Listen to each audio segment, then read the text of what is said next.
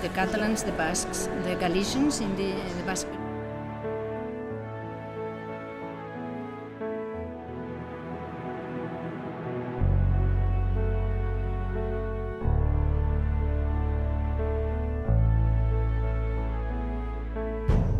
An independent future for Scotland.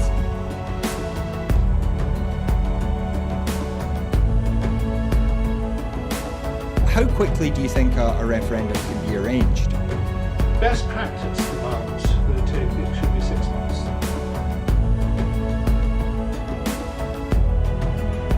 Just looking at the overall share numbers for Scotland at the moment, the SNP 46.4%.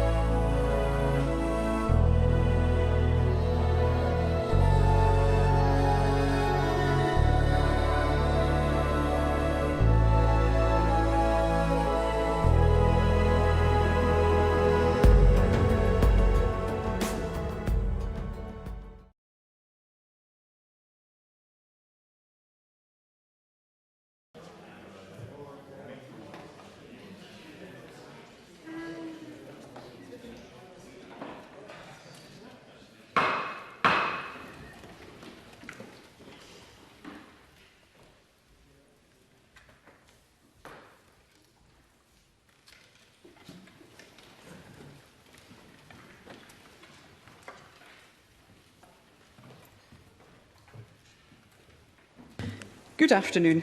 Can I remind members of the COVID-related measures that are in place and that face coverings should be worn when moving around the Chamber and across the Holyrood campus? The first item of business this afternoon is time for reflection.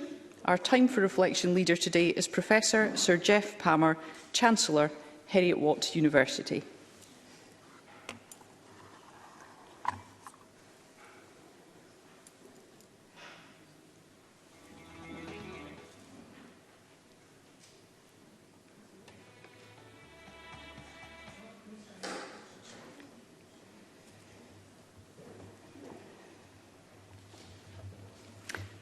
Bear with us, members.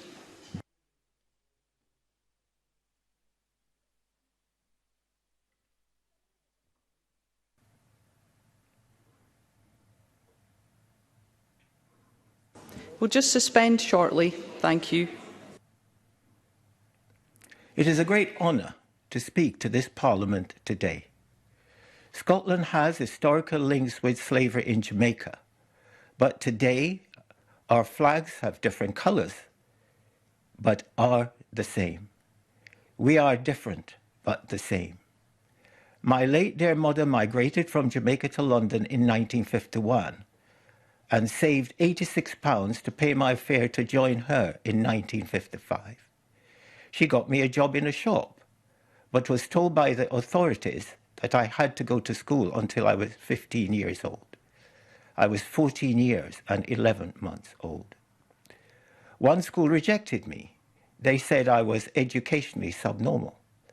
A secondary modern school took me, and later in 1955, I was transferred to a local grammar school because I was good at cricket.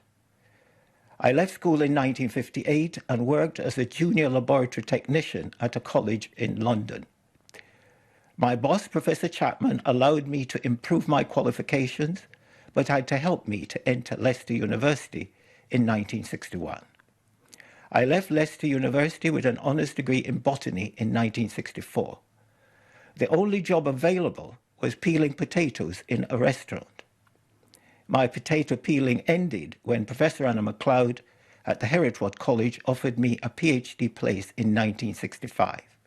And in 1967, I gained a joint PhD degree from Heriot-Watt College and Edinburgh University. I worked in a research institute from 1968 to 1977 and returned to the Heriot-Watt University as a lecturer in 1977. It has been a privilege to have contributed to the science and technology of cereal grains, taught many gifted students, and helped in 1989 to set up the $1.3 million International Centre for Brewing and Distilling at the Holyrood University. I started my charitable work in Scotland in 1965. Recently, I contributed to a video made for this Parliament called We Are Scotland. We are Scotland indeed. My DNA says I'm in part a Viking from Shetland. Sadly, the past has given us racism, and I'm honoured to be chairing various groups which are examining Scotland's links with race, slavery and colonialism. Although we cannot change the past, we can change consequences such as racism for the better using education. Finally, it is a great honour to be Jamaica's first honorary consul in Scotland, and I must thank my mother for investing her £86 in my education. Education works.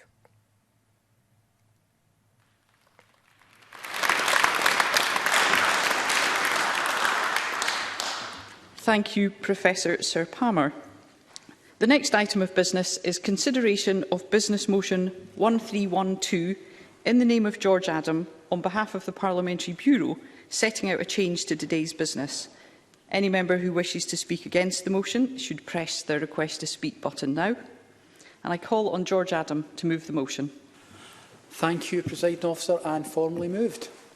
Thank you. No member is asked to speak against the motion. Therefore, the question is that motion 1312 be agreed. Are we all agreed? Yes. The motion is therefore agreed. The next item of business is topical questions. As ever, I'd like to get in as many people as possible, and succinct questions and responses would be very helpful. And I call question number 1, Emma Harper. To ask the Scottish Government whether it has assessed the impact of the increase in wholesale gas prices on food and energy availability in Scotland, particularly ahead of winter. Cabinet Secretary Marie Goujon. Scottish Government ministers and officials are in regular contact with the whole of the food and drink sector, and the current assessment based on our discussions is that while availability has stabilised, there has been a reduction in the choice of products. And the Scottish Government will continue to maintain regular contact with the sector, including on the availability of carbon dioxide, which has significant impacts for food production and animal welfare. When it comes to the security of gas supply, that's a reserved matter and one in which the Scottish Government has no formal functions. The UK gas system is subject to regular assessments of security of supply through National Grid's twice-yearly outlook publications, the biennial European Gas Risk Assessment and other ad hoc assessments.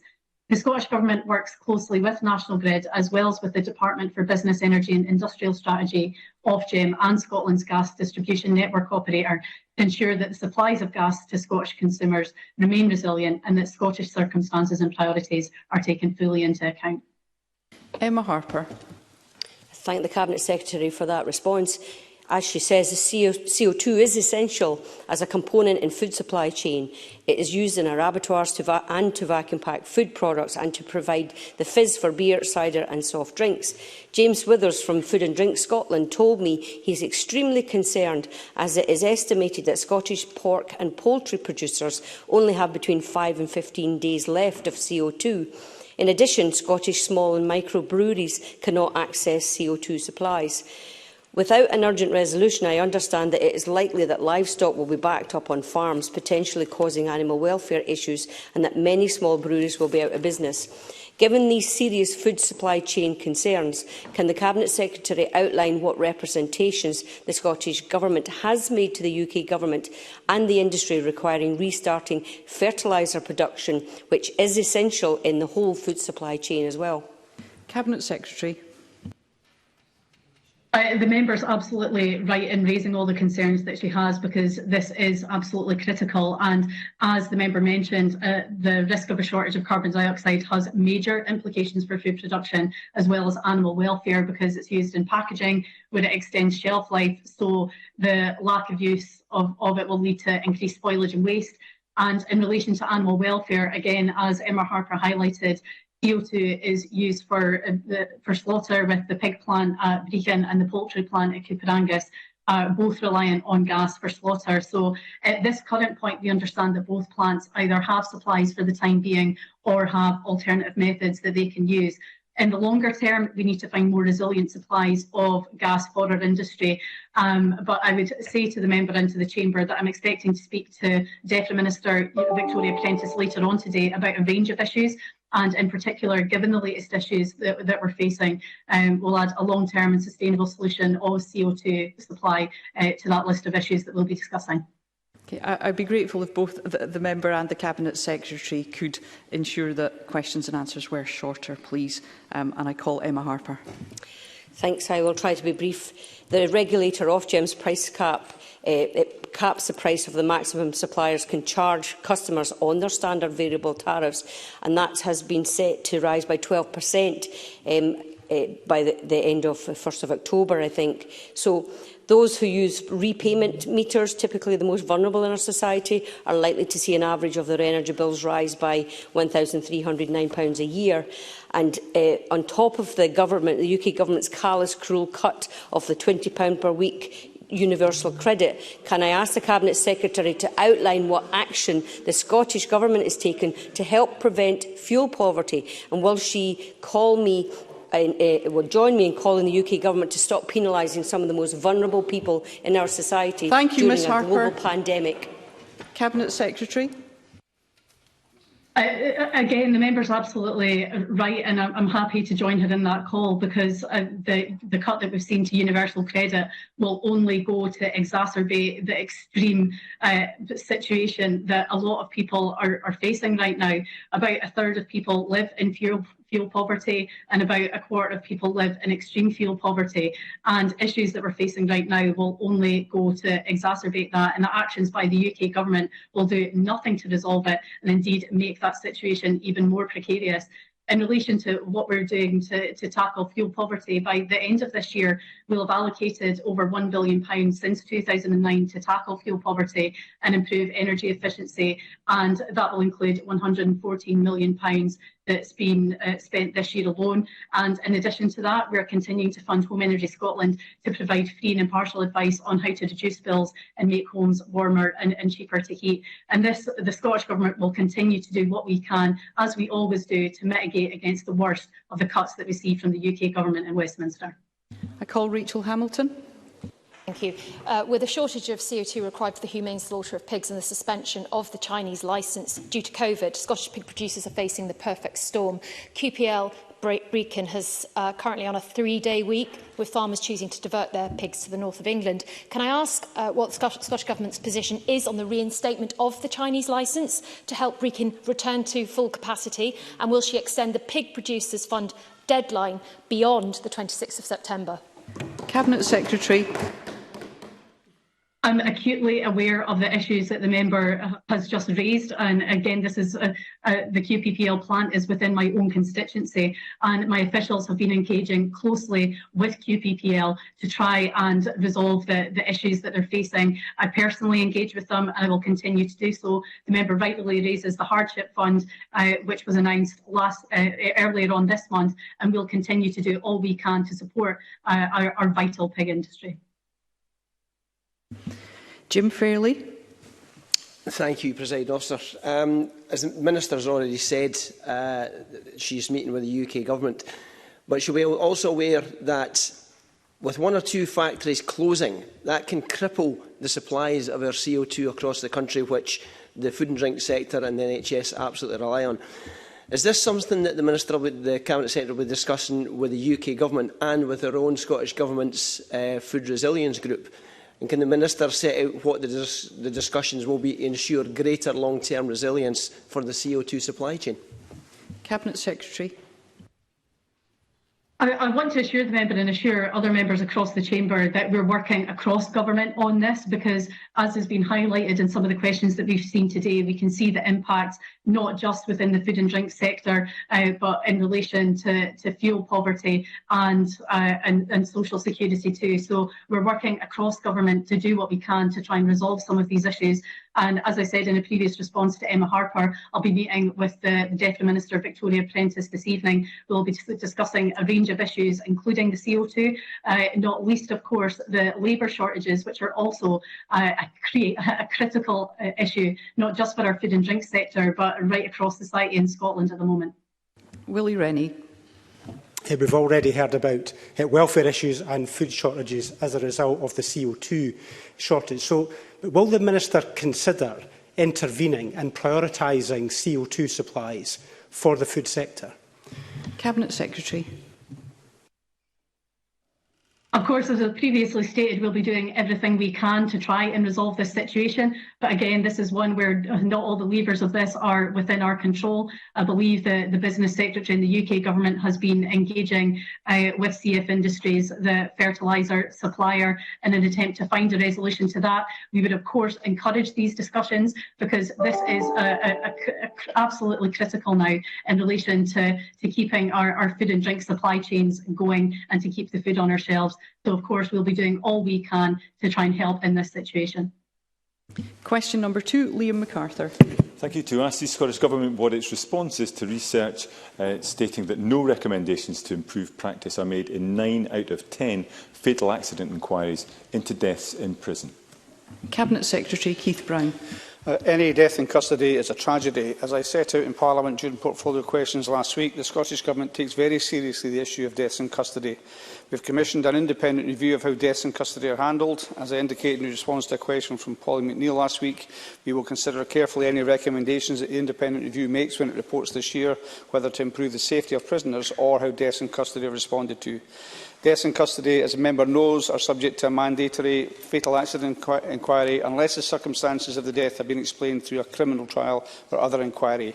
The presiding sheriff will consider the evidence led by all parties and determine whether any reasonable precautions were identified which might have resulted in a death being avoided or any defects in any system of working which contributed to the death. Where no matters have been identified at the inquiry which might realistically prevent other deaths in similar circumstances, there will be no basis for the sheriff to make any recommendations. In 2020-21, there were 61 fatal accident inquiries that were held, including any FAI relating to a death in custody. There were 18 recommendations made in 8 of the inquiries held. Where recommendations are made, the priority is to ensure these are acted upon. Liam McArthur. In 2018, Katie Allen and William Lindsay tragically died in Polmont. Almost 3 years on, the fatal accident inquiries into their deaths are still outstanding. Lessons are still to be learned. Yet the research from Glasgow University shows that even when FAIs conclude, improvements are unlikely to follow. 2 weeks ago, Jack Mackenzie died in Polmont, awaiting trial. He was 20. Does the Cabinet Secretary still believe the fatal accident inquiry is working properly? Cabinet Secretary. As the member knows, the fatal accident inquiry system that we now have was debated and agreed upon in 2016. It was also been subsequently debated by the Justice Committee, who looked at these issues in depth and did not recommend, for example, mandatory time limits in terms of fatal accident inquiries.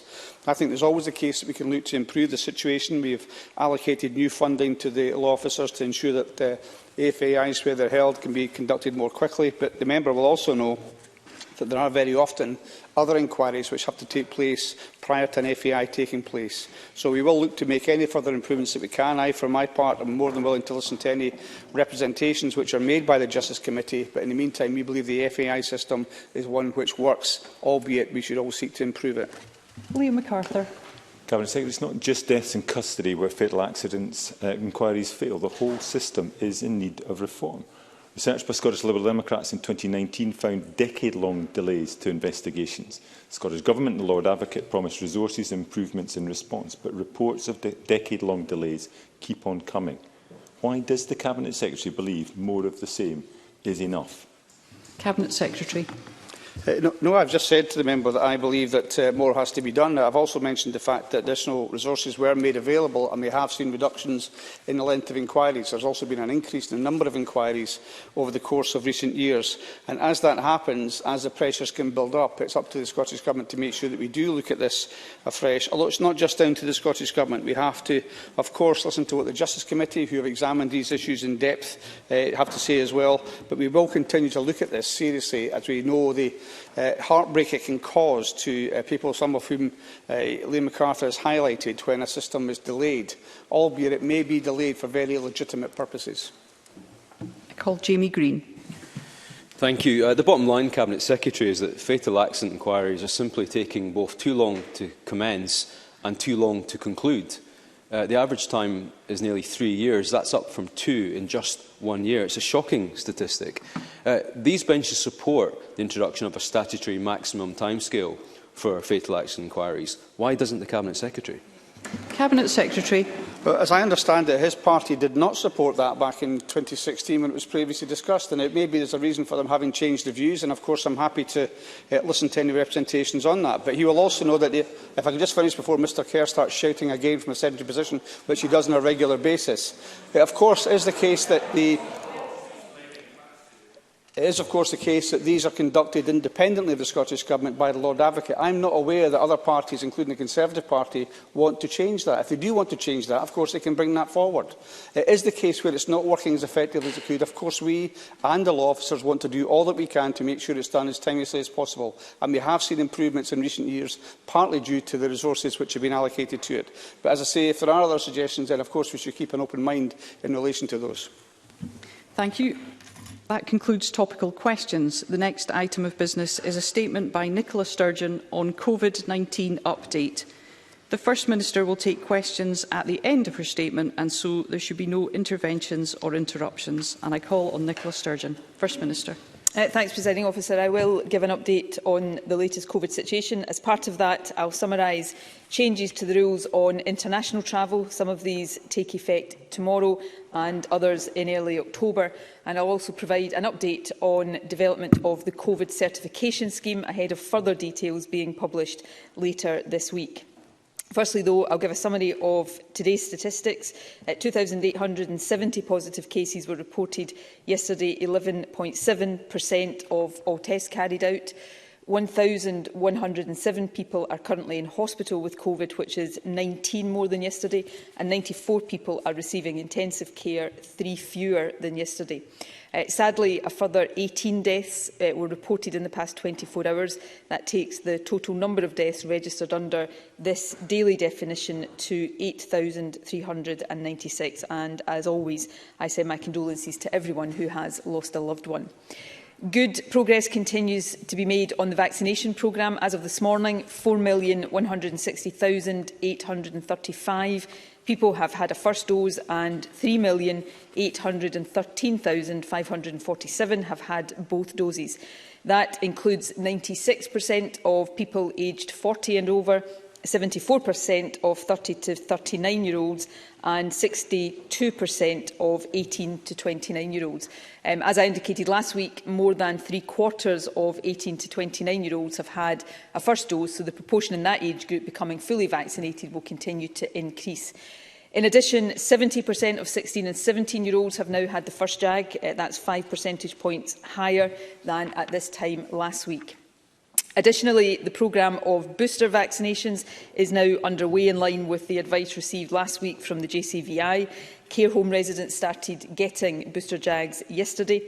From the end of September, people aged over 70 and those on the highest risk list, previously the shielding list, will start to get booster jabs. Notification of appointments will be either by letter or from GPs.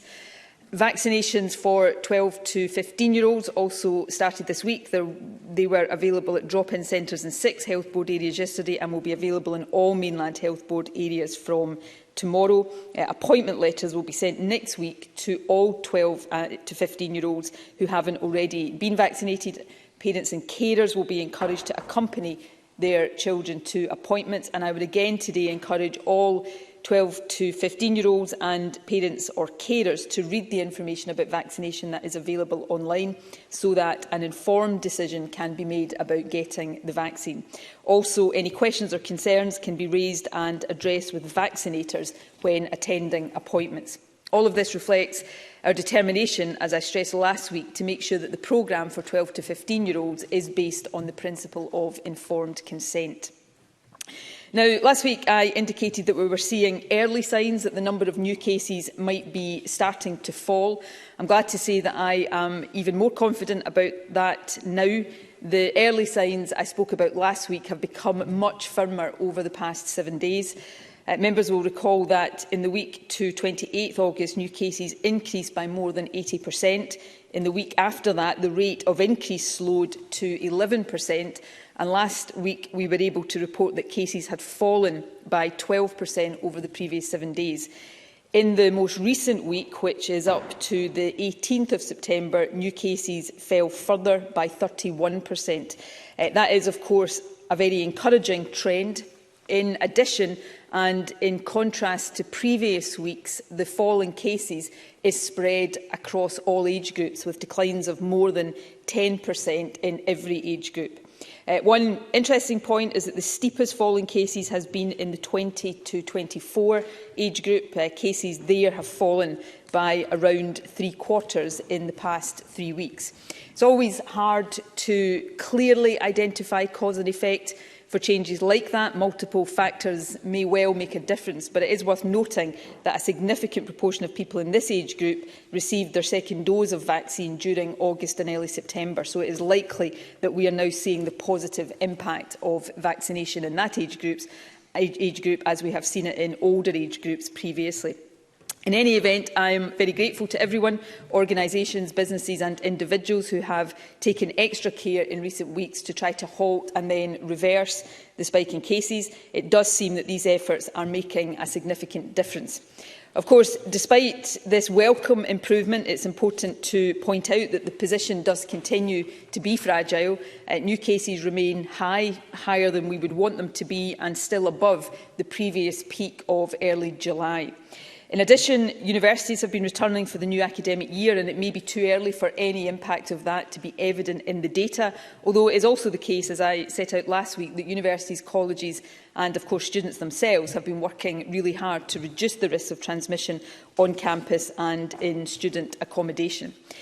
More generally, though, as we move into the autumn and winter, there continues to be a risk, as there is in all countries, that cases will rise again. That's a risk we must do everything possible to guard against and seek to mitigate as much as we can.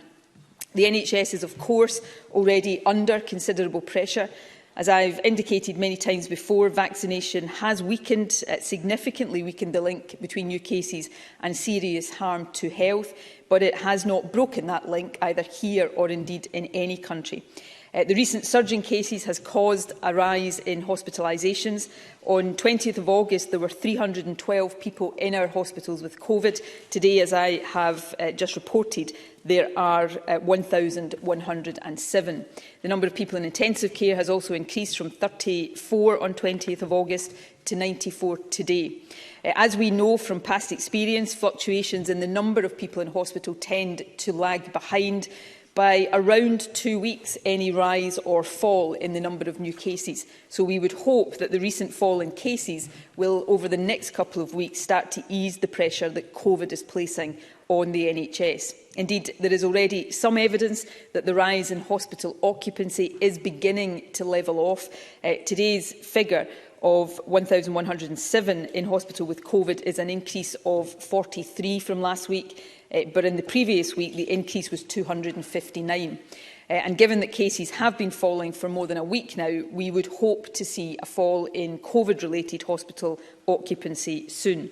That said, admissions and occupancy remain high, and the need to avoid that pressure intensifying is why we need to keep cases on a downward track, or at least one of the reasons we need to keep cases on a downward track. Also, and it's important to keep stressing this point, looking only at hospitalisations doesn't take account of the harm that COVID does in other ways, for example, through long COVID. So the virus, although again retreating somewhat, is still causing health harm to a significant number of people. In addition, NHS staff are dealing with a large number of COVID cases at the same time as they're gearing up for winter, and also while dealing with the backlog that has built up during the pandemic. As the Chief Medical Officer highlighted over the weekend, this level of activity is exhausting for those who work in the health service, especially when it follows on from everything that has been asked of them since March last year. Later, I'll stress again the need for all of us as individuals to do what we can to get and keep the virus under control, but let me emphasise just now that when we do that, we aren't simply protecting ourselves and those we love from COVID, although that is important. We're also helping those who work so hard hard in the National Health Service, and we are protecting their capacity to provide care and treatment to anyone who needs it. So that should provide all of us with an extra incentive, if indeed it is needed, to get vaccinated, to test regularly and to keep complying with all of the measures necessary to get and keep the virus under control. Cabinet Secretaries are continuing to engage on all of this with representatives from business, the public sector and wider civic society. I'm once again grateful to businesses and organisations for all of the efforts being made to follow and promote measures such as the wearing of face coverings, good ventilation and, wherever possible, continued home working. These efforts are making a difference. We can see that in the most recent data, so please let's all stick with them for the period ahead. We are also continuing to assess the appropriateness and effectiveness of measures on international travel, and that is the first of the two substantive issues I want to update on today. Last week, the UK and Scottish Governments confirmed that from 4 a.m. tomorrow, 8 countries will be removed from the red list. Those 8 countries include Turkey, Egypt and the Maldives.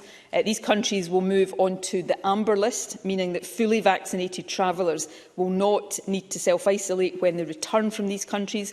However, people who are 18 or over and who have not been fully vaccinated will still need to isolate for 10 days. We also confirmed that from the 4th of October, the range of countries covered by the eligible vaccinated traveller programme will be expanded.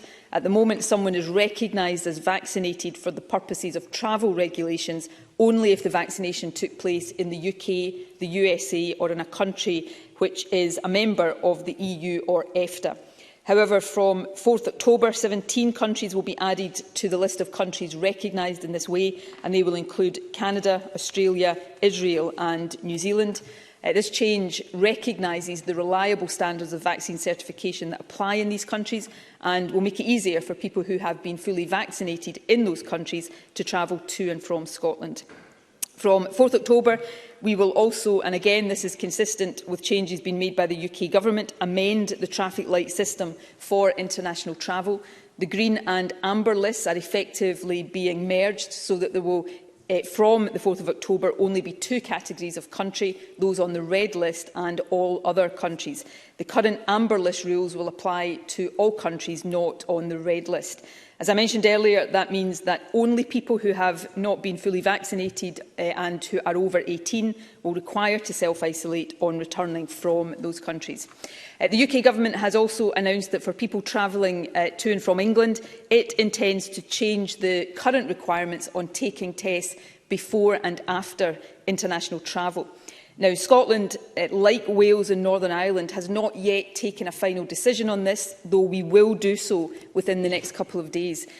We do have real concerns about easing the requirements on tests. That's because we do still need to guard against new variants of the virus being imported into the country and also have a way of identifying quickly if a new variant does enter the country. Testing both before someone's departure to travel to Scotland and soon after their arrival here can help us do that. Without that, we will have much less ability to pick up the presence of new variants. We also believe that the PCR tests and other highly sensitive tests currently required for testing are more effective at guarding against the risk of new variants than alternative tests. They are more likely to identify positive tests than most lateral flow tests, although lateral flow devices are of course valuable. And PCR tests also make it easier for new variants to be sequenced and identified. However, on the other hand, in terms of this consideration, we also fully understand and agree with the desirability, wherever possible, of adopting a 4 nations approach to travel restrictions. And of course, we have to recognise the reality, however difficult this may be for us, that if Scotland adopts more stringent requirements than England, then people living in Scotland who want to go abroad may decide to fly from airports based in England. In these circumstances, we would potentially face the economic cost of stricter rules without gaining enough public health benefit to justify that cost. So we must weigh up the public health risks of making this change, and I'll be discussing this further with the Chief Medical Officer, with the pragmatic considerations I've just frankly set out and the understandable concerns of the travel industry. It's not an easy decision and it will have implications either way. And as I indicated earlier, we will confirm our decision in the next day or so. Now, the final issue I want to provide an update on is the COVID certification scheme. Further details of the scheme will be published later this week. However, I'll provide some further information now. Everyone under 18 will be exempt from the requirement to provide proof of vaccination. So too will those taking part in vaccine trials. And it is a small number of individuals who can't be vaccinated for medical reasons, and those who either work at or perform in a venue subject to certification. The scheme will come into force at 5 a.m. on Friday, 1st October, and it will apply, as previously indicated, to nightclubs and similar venues, to live indoor unseated events of more than 500 people, to live outdoor unseated events of more than 4,000 people, and to any event of more than 10,000 people. We have been working in recent days to finalise the definition of nightclub and similar settings. I can confirm that our intention is that certification will be required for any venue that meets all of the following conditions. One, that it is open between midnight and 5 a.m. Second, that it serves alcohol after midnight. Third, that it provides live or recorded music for dancing. And fourth, that it has a designated space which is actually in use where dancing is permitted. Let me stress that certification will be required only if all four of these factors apply. Detailed draft guidance will be published ahead of the regulations, setting out clearly what each sector needs to do. A pragmatic and sensible approach will be taken to each piece of guidance. In legal terms, venues will be required to take all reasonable measures to implement the scheme. In plain terms, that boils down to using common sense. So, for example, a venue that has a dance floor operating after midnight and meets the other criteria that I have just outlined will have to operate the certification scheme. However, they won't need to check people coming in for a pub lunch 12 hours earlier. That clearly wouldn't be reasonable. But by the evening, it would be reasonable to check customers as they arrive. That's what we mean by common sense. A pragmatic approach will be encouraged so that businesses can make sensible judgments. In terms of other practicalities, the NHS COVID status app will be available for download from 30th September. The app will provide a digital record of a user's vaccination status, including a QR code for each vaccination a person has received. Each of us can already request a paper copy of our vaccination record with specific features to prevent it being forged. That paper copy also provides a QR code, so anyone who does not want to use the app will be able to obtain and use a paper copy. Once the scheme is launched, anyone going to a venue or event which requires certification will be required, if asked, to show their vaccine record. Venue staff will either scan or visually check a QR code, and the NHS Scotland COVID Check app that venues can use is already available for download. At a venue such as a nightclub or at a relatively small event, we expect that it will be possible to check vaccine certificates for everyone in attendance. However, at larger events, organisers will be expected to carry out a reasonable number of checks. We are currently working with businesses and environmental health officers to provide specific advice and guidance on the level of checks that should be considered both reasonable and effective to fulfil the important public health objective of certification. So I hope this information, together with the details to be published shortly, will provide further clarity on how the scheme will operate.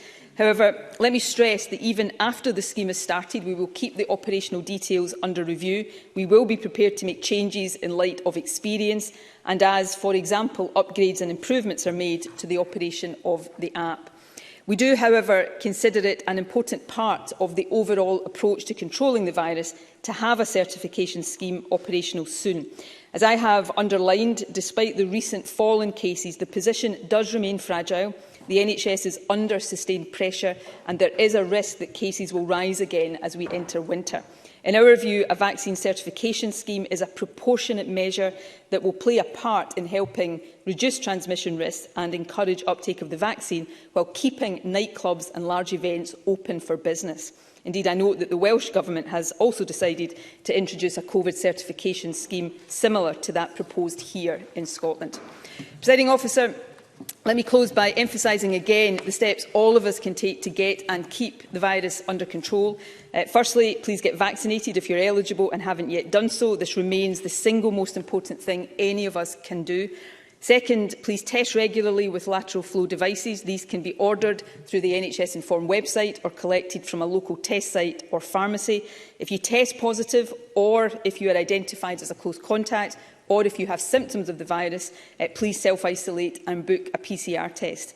And thirdly, please comply with the mitigation still in place.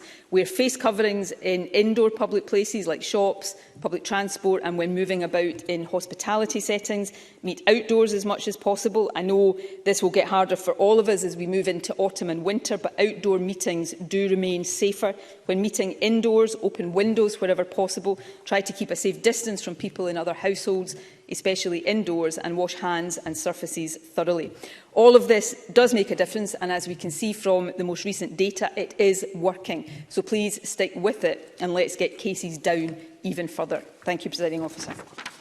Thank you. The First Minister will now take questions on the issues raised in her statement. I intend to allow around 40 minutes for questions, after which we'll move on to the next item of business. And it would be helpful if members who wish to ask a question were to press their request to speak buttons now. And I call Sandesh Gulhani.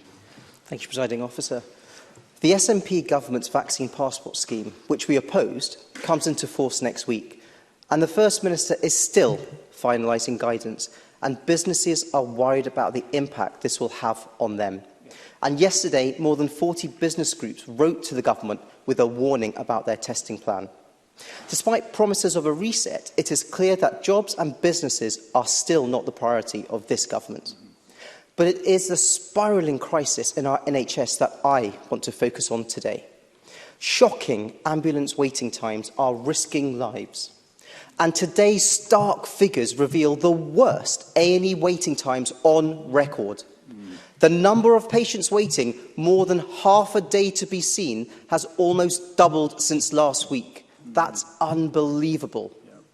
Half of patients at Scotland's flagship hospital, the Queen Elizabeth in Glasgow, are waiting more than the target time of 4 hours. Behind every one of these appalling stats are patients and their families who are suffering.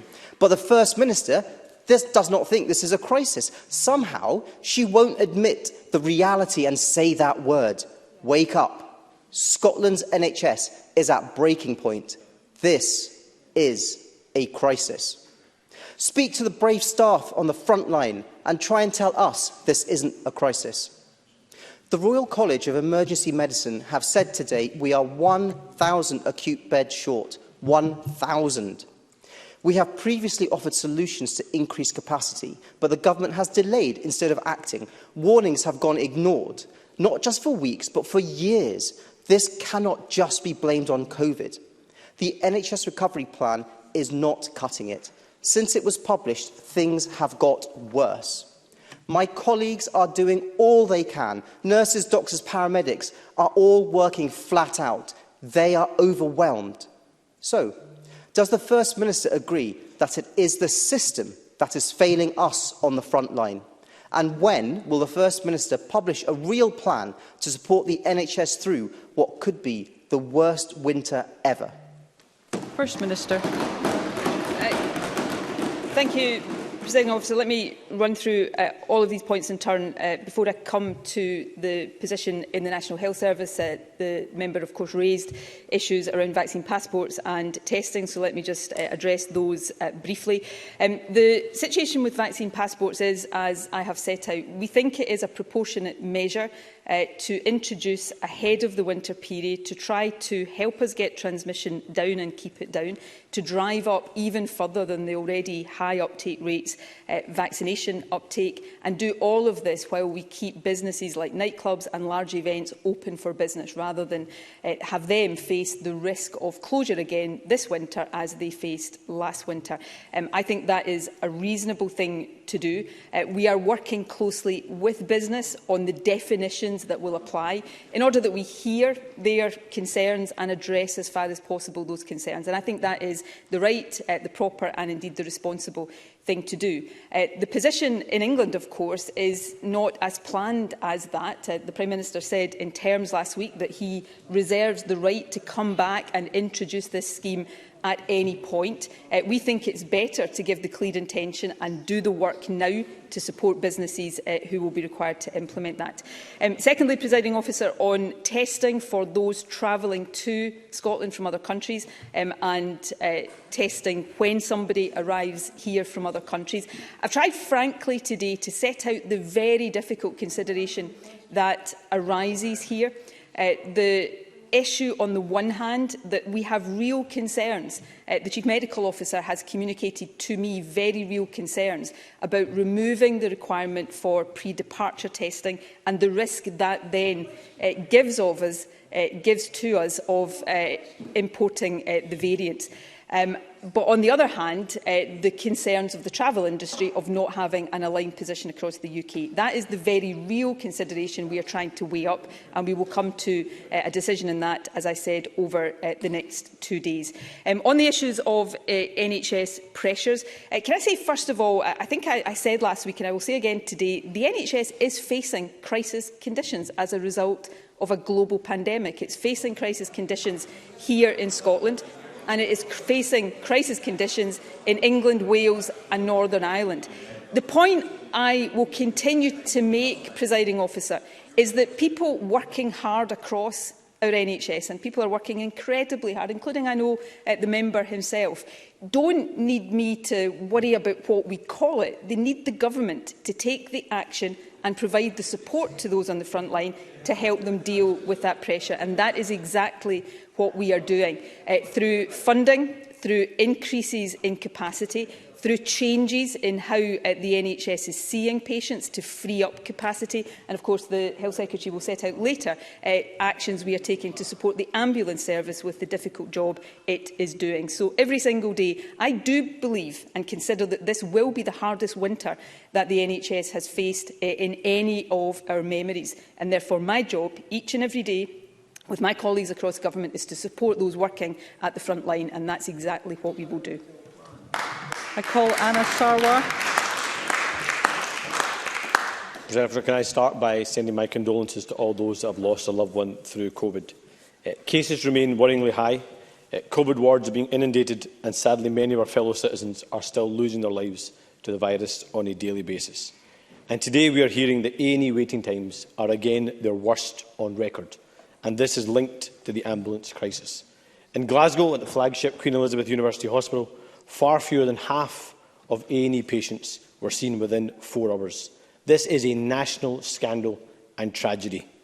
But don't use the pandemic as a cover for government failure. I accept the pandemic has had a negative impact, but there were underlying challenges and failures that predated COVID-19. For months, this government was warned. For months, they denied it. And it took the tragedy of 2 families going to a newspaper for this government to act. And all the while, patients and their families have been and continue to be failed. So how long will it take to fix the ambulance crisis so that no family is waiting longer than they need? And today, at long last, we've heard more details of the COVID passport scheme. Still big gaps in the detail, still limited engagement with businesses affected, and still limited evidence published on the difference it will make. The First Minister wants to pretend that this scheme is the same one used by the Welsh Government. That is at best disingenuous. The Welsh scheme is either a vaccine or a negative test. And I repeat again to the First Minister, making sure someone is negative going into a venue is more important than whether they've had a vaccine. You can still get the virus and you can still spread the virus even if you have been vaccinated. So let me quote the Welsh First Minister, who said that using a vaccine passport alone raises, and I quote, a series of ethical, legal and technical questions. Questions that this Scottish First Minister has still not answered. So when will this government finally listen to the World Health Organization, and when will they finally understand that our route out of this pandemic is, yes, partly vaccine, but is fundamentally testing and tracing, both things that this government has woefully failed throughout this pandemic? First Minister. Anna Sarwar on vaccine passports. I'll come on to NHS pressures in a moment. But on vaccine certification, Anna Sarwar is being deeply disingenuous, opportunistic and changes his own goalposts at every turn. Because a few weeks ago, Anna Sarwar was not asking us to introduce a scheme that either had proof of vaccine or a negative LFD test. What Anna Sarwar was asking for was only negative tests and not to have proof of vaccine. The reason we don't, at this stage, intend to include a negative test is for all of the reasons that have been set out. That while LFD tests are very important, they rely on self-reporting, and at this stage that would, we consider, not be the best approach, but it would also undermine one of the central objectives of the vaccine certification scheme, which is to drive up the uptake rates of vaccine certification. That is the only difference to the scheme that is being proposed in Wales. It applies to exactly the same venues and will apply in exactly the same way. And Anna Sarwar doesn't want people going to events or nightclubs to have the protection of a certification scheme like this, but apparently people who are going to attend Labour conference are to have a scheme like this because it's important that their health gets protected. So when Anna Sarwar decides to have a bit of principle or a bit of consistency on this, then perhaps he can come to this chamber and expect to be taken seriously in any way, shape or form. On the issue, very important issue of NHS pressures, I'd also say to Anna Sarwar, of course there were significant pressures on our National Health Service before the pandemic, but again, anybody who stands in this chamber and suggests that the pandemic is not the most significant factor impacting on our NHS right now, or that it is not the most significant factor that has impacted on our NHS for years, if not for decades, again, I think lacks some credibility. We need to support our NHS through all of the ways we are doing, the increased funding, the work to increase capacity, the work to reform the patient flows through our NHS so that we reduce the pressure on A&E and reduce the pressure on our ambulance service. All of that is the work we are focusing on with real action, real solutions and real dedication, and we will continue to do that each and every day to support those working on the front line. I call Alex Cole-Hamilton. Thank you, Presiding Officer. I am grateful that the First Minister has answered my call to exempt those under 18 from the use of COVID ID cards. But there are arbitrary distinctions being made between businesses which will lead to commercial unfairness. Details of this, which are released to Parliament today, throw up several questions. What precisely, for example, does the First Minister expect by the way of spot checks for a 50,000-person sporting event? Furthermore, staff are supposed to either scan or visually check QR codes. Unless your bouncer is Robocop, how can venues guard against fraud through visual checking? And can the First Minister not see that she is spending time and money creating a blizzard of new random rules for businesses, whilst at the same time eroding the fundamental human right to medical privacy? First Minister. No, I don't. I think people have a right to expect their government to do everything reasonable and proportionate to protect them from the risk of COVID over the winter, to help protect our NHS from the risk of COVID, and to do all of that while we keep businesses open and trading. And vaccine certification, as countries across Europe are finding out, often going much further than we are proposing to go, can play a big part in doing that. And I think that is preferable to the alternatives. In terms of some of the detail points, the exemption for under-18s is what we have always indicated would be likely here.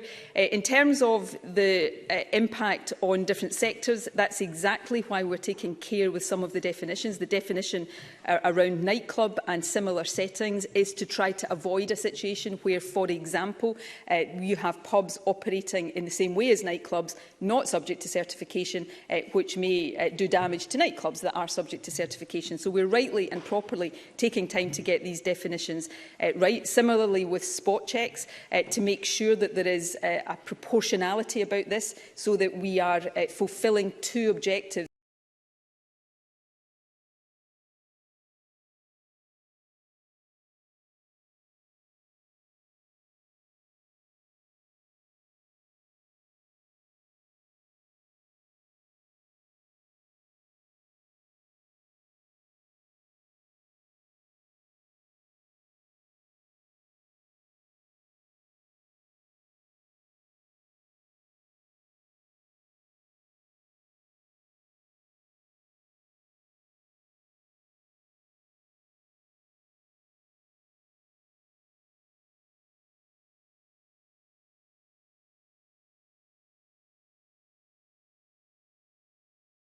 not putting... I call John Mason to be followed by Craig Hoy.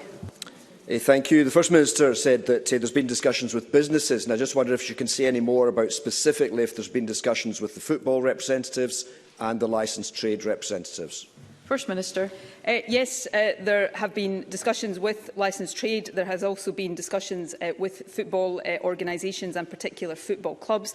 The feedback from all of these discussions has been very helpful in finalising these definitions. I don't expect everybody will be satisfied. It's important that we get to a broad consensus on as many of these issues as possible, and we will continue to do that up to the introduction of the scheme, and of course after the introduction of the scheme, where, as I said earlier on, we will be prepared to adapt should experience suggest that that is necessary. I call Craig Hoy to be followed by Eleanor Whittam. Thank you, Presiding Officer. As the Health Secretary found out last week, pride comes before a fall. Given the scale of the opposition, from business and the public to the government's ill-conceived and unworkable COVID passports, why won't the First Minister swallow her pride and scrap the scheme? First Minister. Well, on vaccine passports, I really do defend these in principle. I mean, if you think about where we were last September, we would have been able, with certification, to keep businesses open that had been forced to close. That would have been a total game changer, a lifesaver last year. So I think they are an important part of our repertoire. It's great that loads of events have been working to use them. People have been making the system work. Those are the words just last week of Boris Johnson, the Prime Minister. So we are being straight with people that we are introducing these because we think they can make a difference, and we're doing the work to make the system operational. I think that's preferable than keeping businesses hanging on that maybe they will introduce it and maybe they won't, in the way the members' colleagues south of the border are doing. Eleanor Whittam to be followed by Jackie Bailey. Can I ask the First Minister what advice and supports are available to small businesses and community organisations with regards to introducing ventilation systems to allow, where practicable, the return to work and community groups? First Minister. Can I thank Eleanor Whittam for that question? Ventilation is a really important part of what we're doing. We've already made funding available for areas of the public sector in relation to businesses. There is ventilation guidance that has already been made available. We have also established a ventilation expert group to give us further recommendations and advice. One of the things we are considering over the coming days is whether some funding can and should be made available to help businesses make any necessary improvements with ventilation, and we'll set out further details of that in due course. Jackie Bailey to be followed by Jackie Dunbar. I'm sure the First Minister would agree that testing and contact tracing remains an essential tool for suppressing the spread of the virus. In the last few weeks, the number of contact tracing cases that have been completed has dropped. And of those, the number completed within 72 hours is well below the standard of 80% required by the World Health Organization. The average number of contacts per case has also dropped to 1.1. So basically, they're only contacting the positive case, but none of their close contacts. Can I ask the First Minister whether she considers this is good enough? And if not, what additional resources will she provide to support the hard-working staff at Test and Protect? First Minister. I will continue, and the Government will continue to do everything possible and appropriate to support the hard-working staff at Test and Protect. What we're seeing is a system that has been under pressure. Performance is improving. So if we look at, for example, the finalised data for the week up to the 5th of September, 83% of cases were completed. The provisional data suggested that that was just 55%. In terms of the finalised data for the most recent week, and I think we'll see the latest data tomorrow, but over 70% were closed within 72 hours, which is the proxy for the WHO standard. We need to get that higher, and I hope we will see that higher in the figures that are published later this week and then finalised next week. So this is a service that is delivering well for people across the country, and it is part of the measures that are now, of course, seeing case numbers decline and decline quite rapidly. So let me take the opportunity, finally, Presiding Officer, to pay tribute to those working in Test and Protect across the country. I call Jackie Dunbar to be followed by Sue Webber. Thank you, Presiding Officer. To ask the First Minister what steps are being taken to engage with minority groups and religious bodies to maximise the uptake uptake of the COVID vaccinations within low uptake groups who have yet to come forward for the vaccination? First Minister. Well, we of course see uptake rates across all groups in society very high and much higher than we would have anticipated at the start of this programme. That said, uptake rates vary between different groups, and we have known all along that we need to target particular groups to get uptake levels as high as we want them to be, and people in our ethnic minority communities are certainly in that category. So there's a range of steps being taken in terms of outreach to ethnic minority communities, also having vaccination clinics in places of worship. Glasgow Central Mosque, of course, in my own constituency, has been a vaccination site for some time now, and I know that has helped get overall uptake rates high across Glasgow, but particularly in certain communities. So we will continue, even as uptake levels are now as high as they are, to make sure that we are going after almost everybody that we can and encouraging those who have not already taken up the opportunity to do so as quickly as possible. Call Sue Webber, to be followed by Kenneth Gibson. Thank you, Presiding Officer. We went into this public health crisis with a pre-existing mental health crisis. Having a greater number of people familiar with recognising and providing early support to those with mental health issues is an obvious solution. Recent mental health stats made for grim reading. Almost 1,700 children have been waiting for over a year to start treatment, with the Royal College of Psychiatrists warning that the number of CAM psychiatrists has fallen in the past year. In West Lothian, they are struggling to recruit, with waiting times spiralling from a year to open-ended. Does the First Minister agree that people must receive support before they reach a crisis point? And if so, what is being done now to provide this support? First Minister. Yes, I do agree with that. We have seen a significant increase in demand for mental health services before the pandemic and indeed during the pandemic. Part of that is positive because the stigma associated with mental health is much lower than it previously was, but the pressure that puts on services is intense. Before the pandemic, of course, we were reforming and redesigning mental health services, particularly for children and adolescents. So the creation of community wellbeing services, counsellors in schools, for example, to make sure that there were services available for people more quickly before crisis points were reached, and that work is continuing. We've seen, accompanying that rise in demand, of course, increases in the numbers working in mental health services, particularly in CAMS, although I don't underestimate the recruitment pressures that exist across many parts of the National Health Service and indeed many parts of society and our economy right now. We have committed to increasing mental health funding over the lifetime of this Parliament, but the initial increase in funding, partly that is to clear some of the historic waiting times, particularly for children and adolescents. So this is an important strand of work that has significant priority because we know that the pandemic has intensified the impact on people's mental health, and that then means that we require to ensure that the services are supported to respond appropriately. Kenneth Gibson, to be followed by Annabel Ewing. Thank you, Presiding Officer. I'm heartened by the rollout of vaccine booster doses, which will greatly reduce the vulnerability of older people to COVID-19 this winter. Sadly, however, anti-vaxxers, their tone increasingly hysterical and their accusations ever more ludicrous, continue to denounce the vaccination programme and all associated with it. For those in that group who are prepared to listen, can the First Minister please advise the Chamber how many lives have been saved so far in Scotland thanks to the vaccine rollout? First Minister. Well, it's not easy, and in fact it may not even be possible to put a number on lives saved because of vaccination, but there is no doubt in my mind that that number will be significant. We see in the breaking of the link between cases and the numbers in hospital and dying, although both of those are still higher than we would want them to be, that vaccines are stopping people becoming seriously ill and undoubtedly stopping people dying. So, that is, I think, beyond any argument or any doubt. I would say to people who are genuinely worried about vaccination, perhaps because they are reading some of the misinformation that some choose to circulate. Please think about it, go to a clinic, speak to a vaccinator, raise your concerns, have those concerns addressed, and then please get vaccinated. These vaccines are safe and they are incredibly effective in terms of saving lives and preventing illness. It is the single most important thing any of us can do to protect ourselves and others. To those who knowingly spread misinformation about vaccines, I have nothing but contempt for anybody in that category. People who do that are not only putting themselves at risk, but they're putting others and the country as a whole at risk. And I hope anybody in that category will think long and hard about the great disservice they are doing everybody across Scotland. Annabel Ewing, to be followed by Gillian Mackay.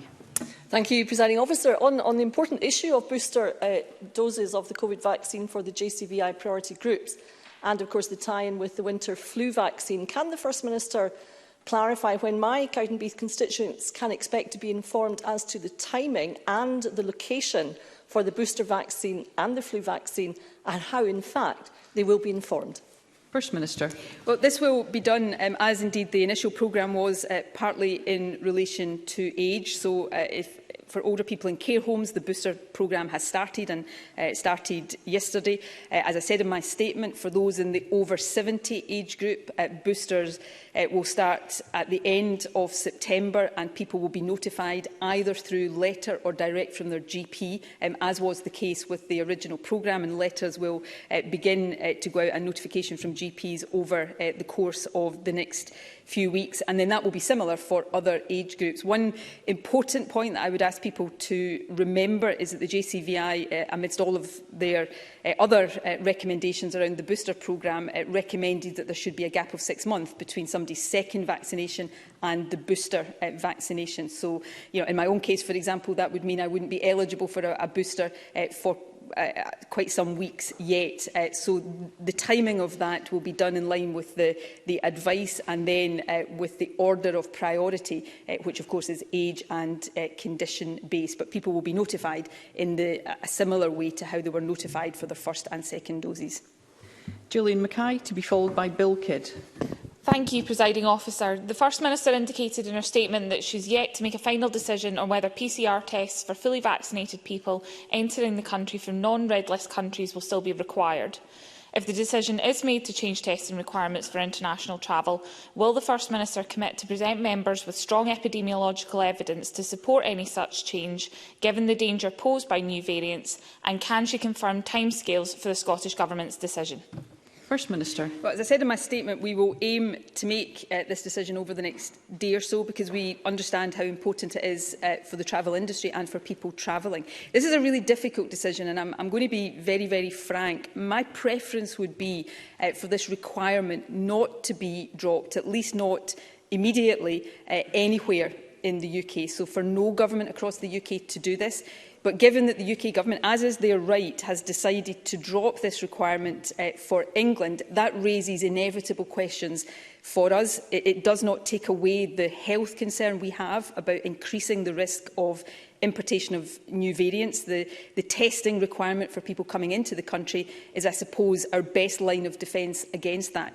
But on the other hand, if this is being changed for England, that raises all of the issues that arise if we don't have a four nations aligned approach. Some travellers to and from Scotland will choose to use airports elsewhere in the UK, and that will have implications, while perhaps taking away anyway the public health benefit that this testing offers. So this is not an easy decision. We're trying to weigh up these considerations as frankly and as carefully as possible, and we'll set out our decision, as I say, in the next couple of days. I call Bill Kidd to be followed by Daniel Johnson. Thank you, Presiding Officer. First Minister, seafarers have played a vital role as key workers throughout the pandemic in maintaining essential supply chains, with many of them having to wait for their first vaccination due to being overseas. Many seafarers have been turned away from drop-in centres for their second dose on the basis of being short of the 8-week second dose window, if only by a few days. One of my constituency had to return to work at sea yesterday without his second dose when he was otherwise scheduled to receive it tomorrow. Vaccinators saying on multiple occasions that no exception would be made for seafarers. Please, can the First Minister raise this problem with health boards to help bring about a resolution? First Minister. Yes, we will raise this with health boards. I think it may already have been done. Health boards should be vaccinating seafarers. It is the case, and this is an important general point to make, that the minimum recommended gap between first and second doses is 8 weeks. That has been subject to debate and discussion and controversy over these past months, but I think we are seeing through the data and the evidence now that that 8-week gap has helped us to prolong the protection of vaccines in a way that a shorter gap might not have done. But there needs to be flexibility, and in the situation of a seafarer going back to sea, as long as it is within the guidance around the vaccine itself, then that flexibility should be shown in a pragmatic and a sensible way. So I'll make sure that this issue is raised with health boards in order that they know that that flexibility should be offered. Daniel Johnson, to be followed by Rona Mackay. Thank you. Defining a nightclub as somewhere serving alcohol after midnight with music and a space where people may dance runs the risk of catching pubs, bars and perhaps even restaurants who would not consider themselves as such. With that in mind, can I ask for a clarification from the First Minister, what she means by larger and whether that will be defined? Because based on what she has just said, it strikes me that some of those smaller venues who don't consider themselves nightclubs will have to check everybody, where larger venues that do consider themselves nightclubs will simply have to spot check. Can the First Minister clarify that point? First Minister. No, we would expect that nightclubs would do checks of everybody entering. When we're talking about spot checks, we're talking for significantly bigger, less venues and more events where there may be thousands of people or several hundred people in attendance. The issue about definition is an important one, but the other side of that is if we don't have a definition of the type that I have set out, then some venues may end up operating almost as nightclubs, but without the need for certification when nightclubs have the certification. So we're trying to avoid market displacement there, which I think is important for nightclubs. Let me stress, though, that I set out 4 criteria for a venue, a pub, for example, that is not a nightclub. They would have to meet all 4 of these criteria before being subject to the certification requirement.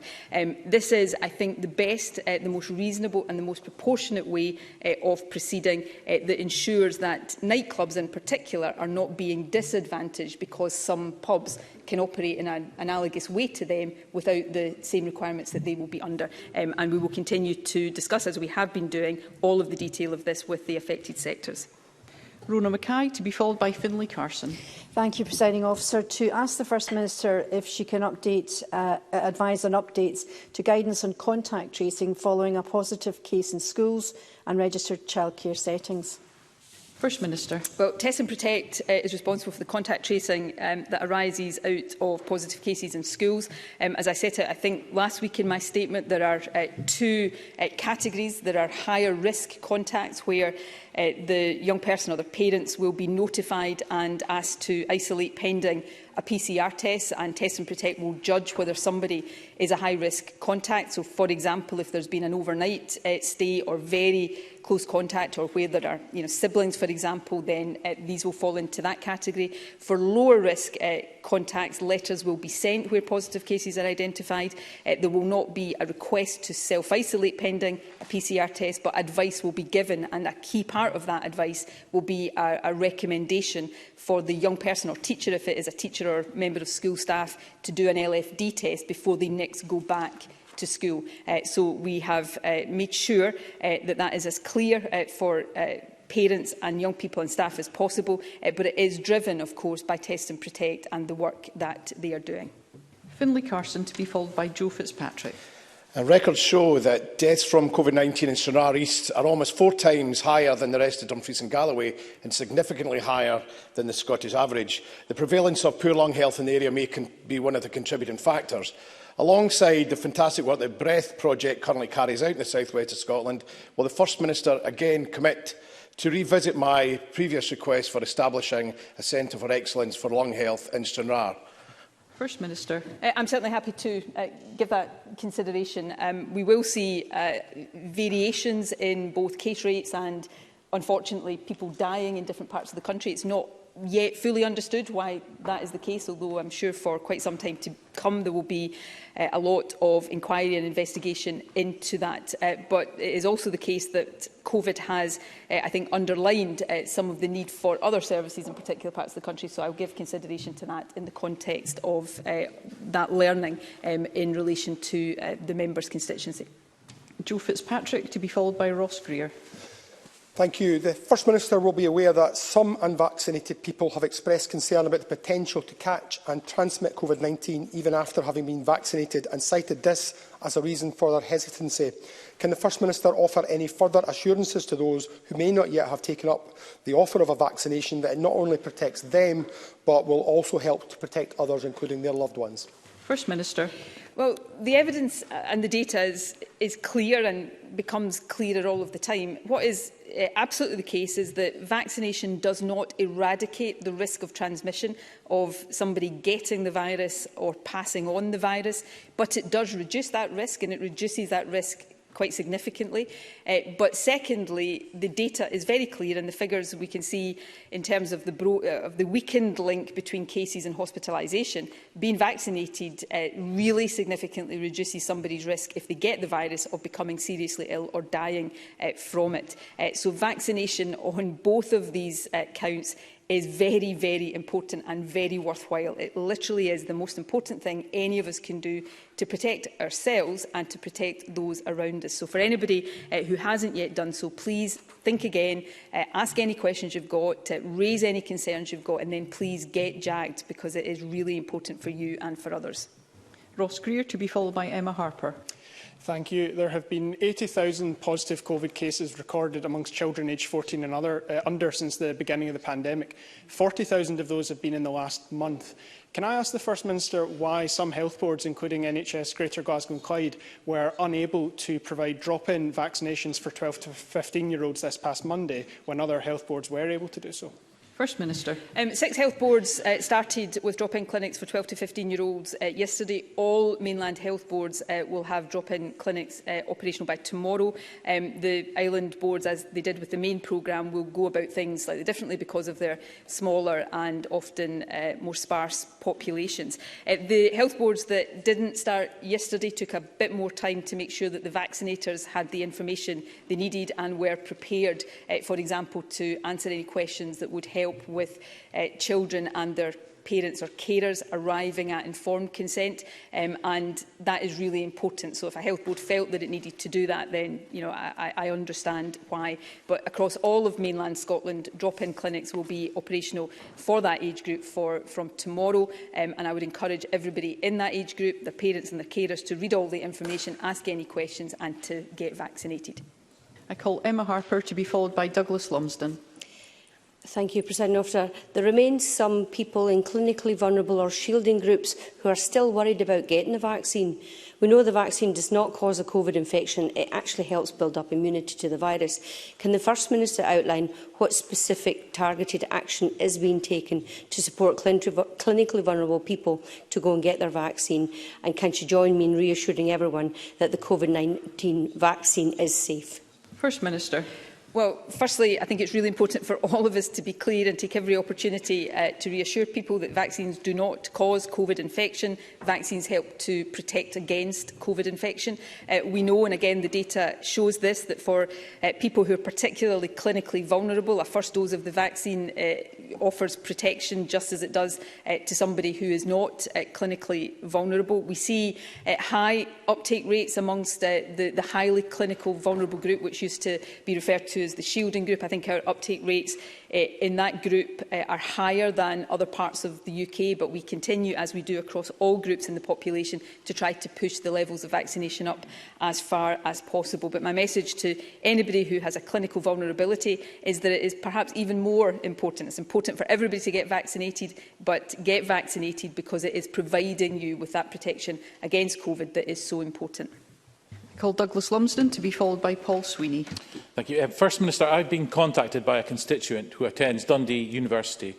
She attends the library on campus and has to wear a face mask, even though she's more than 1 metre away from others. She then leaves the library and goes to the student union, still on campus with the same people, but no face coverings are required.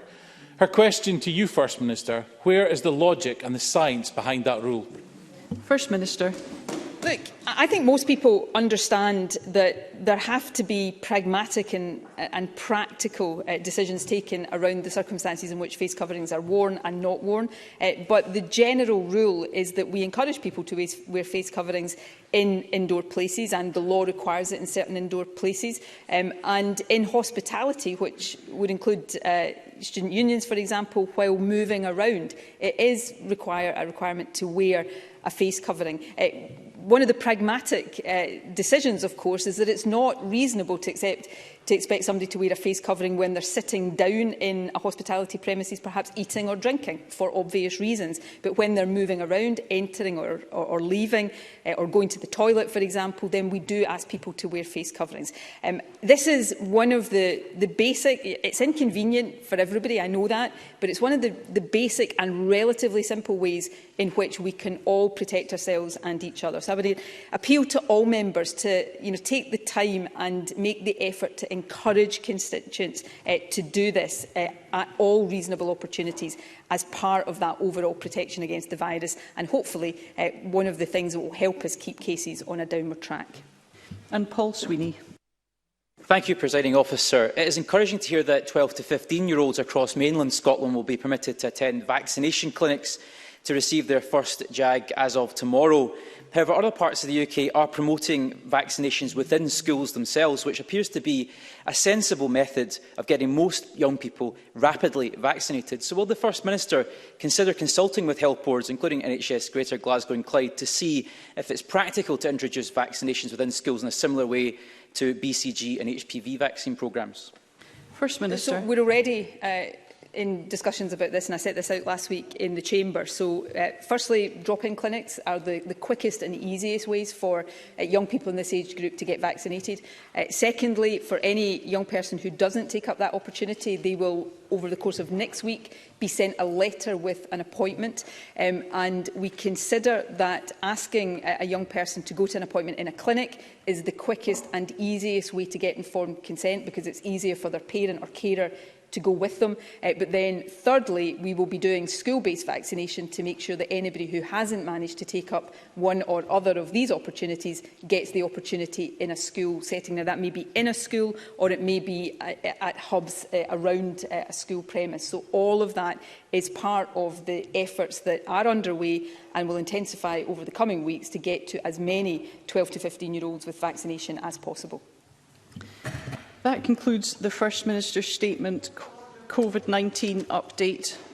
Point of order, Emma Harper.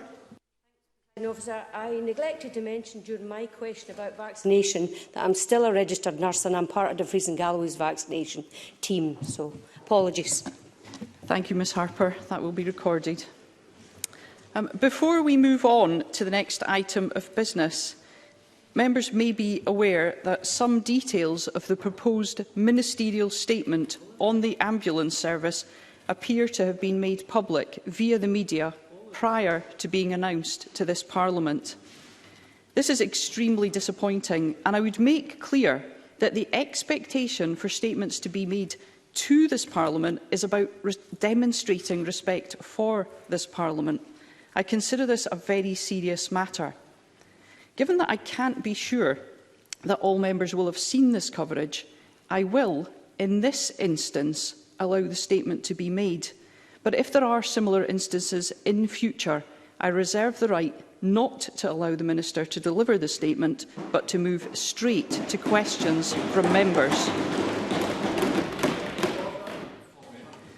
Point of order, Stephen Kerr. Can I welcome the statement that you have just made, Presiding Officer?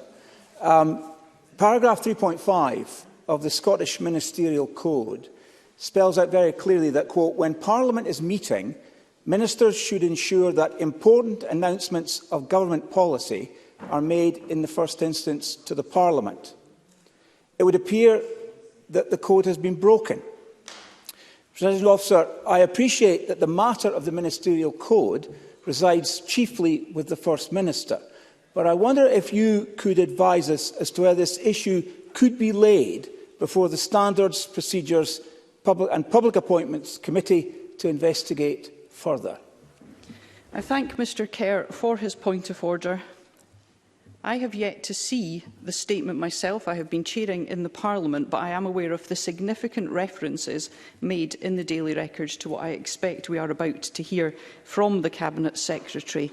So at this point in time, I will allow the statement to go ahead as I have stated, but I will certainly look further into this matter. Mr Youssef. Presiding Officer, as I hope you will appreciate, it was never my intention to cause you or indeed this chamber any issues when speaking to the media ahead of my statement today. Let me offer an apology to you, but also the chamber, if issues were caused, and my assurance, of course, that we will take the necessary steps to ensure that this does not happen again in the future. In terms of my statement, Presiding Officer, the last 18 months have been a time of unprecedented pressure in the NHS. It has faced the biggest challenge of its 73-year history. The Scottish Ambulance Service is the very heartbeat of our NHS. It has a unique role in engaging with all parts of the health and social care system across the whole of Scotland, 24 hours, 7 days a week. I would like to take the opportunity once again, as I'm sure other members will, to thank all of our hard-working ambulance service staff for the work that they're doing in such difficult circumstances. And while I understand those calling an ambulance are often in considerable distress, I hope we can all agree that our ambulance colleagues deserve to be treated with the utmost respect. It is important to remember that despite the significant pressures our service is under, they continue to deliver a highly effective response to our high acuity patients, with 30-day survival rates for these patients at their highest levels ever recorded. That said, I recognise that some people are not receiving the standard of service that they should be getting, or indeed the standard of service the ambulance service or indeed the Scottish Government wants delivered. And I completely accept that some of the cases we heard both in the chamber last week and in the media are unacceptable. I have no hesitation in apologising to families who have been let down. It is in that context that the ambulance service is currently operating at level 4 of its escalation plan. That's the very highest level. This is a decision that has not been taken lightly. It means in practice that all clinically trained staff in support departments have been redeployed to the front line. The service has stood up its National Command and Control Centre, and management teams, regional coordination cells and support teams are all working to extended hours. We are, of course, not unique here. The global pandemic has created the most challenging crisis in almost every sphere of our lives, including in our NHS, in the history of peacetime Britain, certainly in our lifetimes. Ambulance services across the UK, as well as the wider NHS, are experiencing unprecedented demand, largely because of COVID, but also due to a combination of increasingly complex cases, delayed demand, and exceptionally busy emergency departments.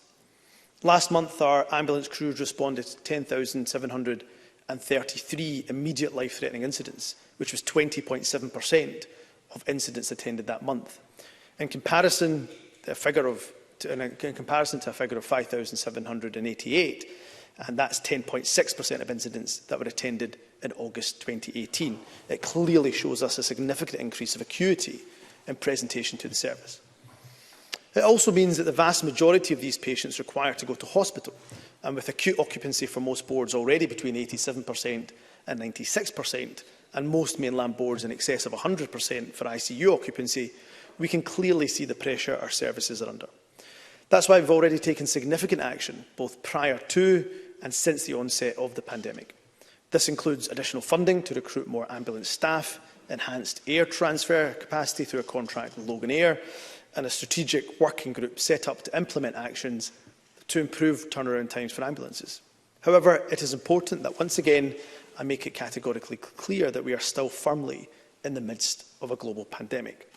Today I will outline to members the measures we're putting in place to ensure our ambulance service has the full range of support from our wider public services at its disposal as we enter what will inevitably be the most challenging part of the year in autumn-winter.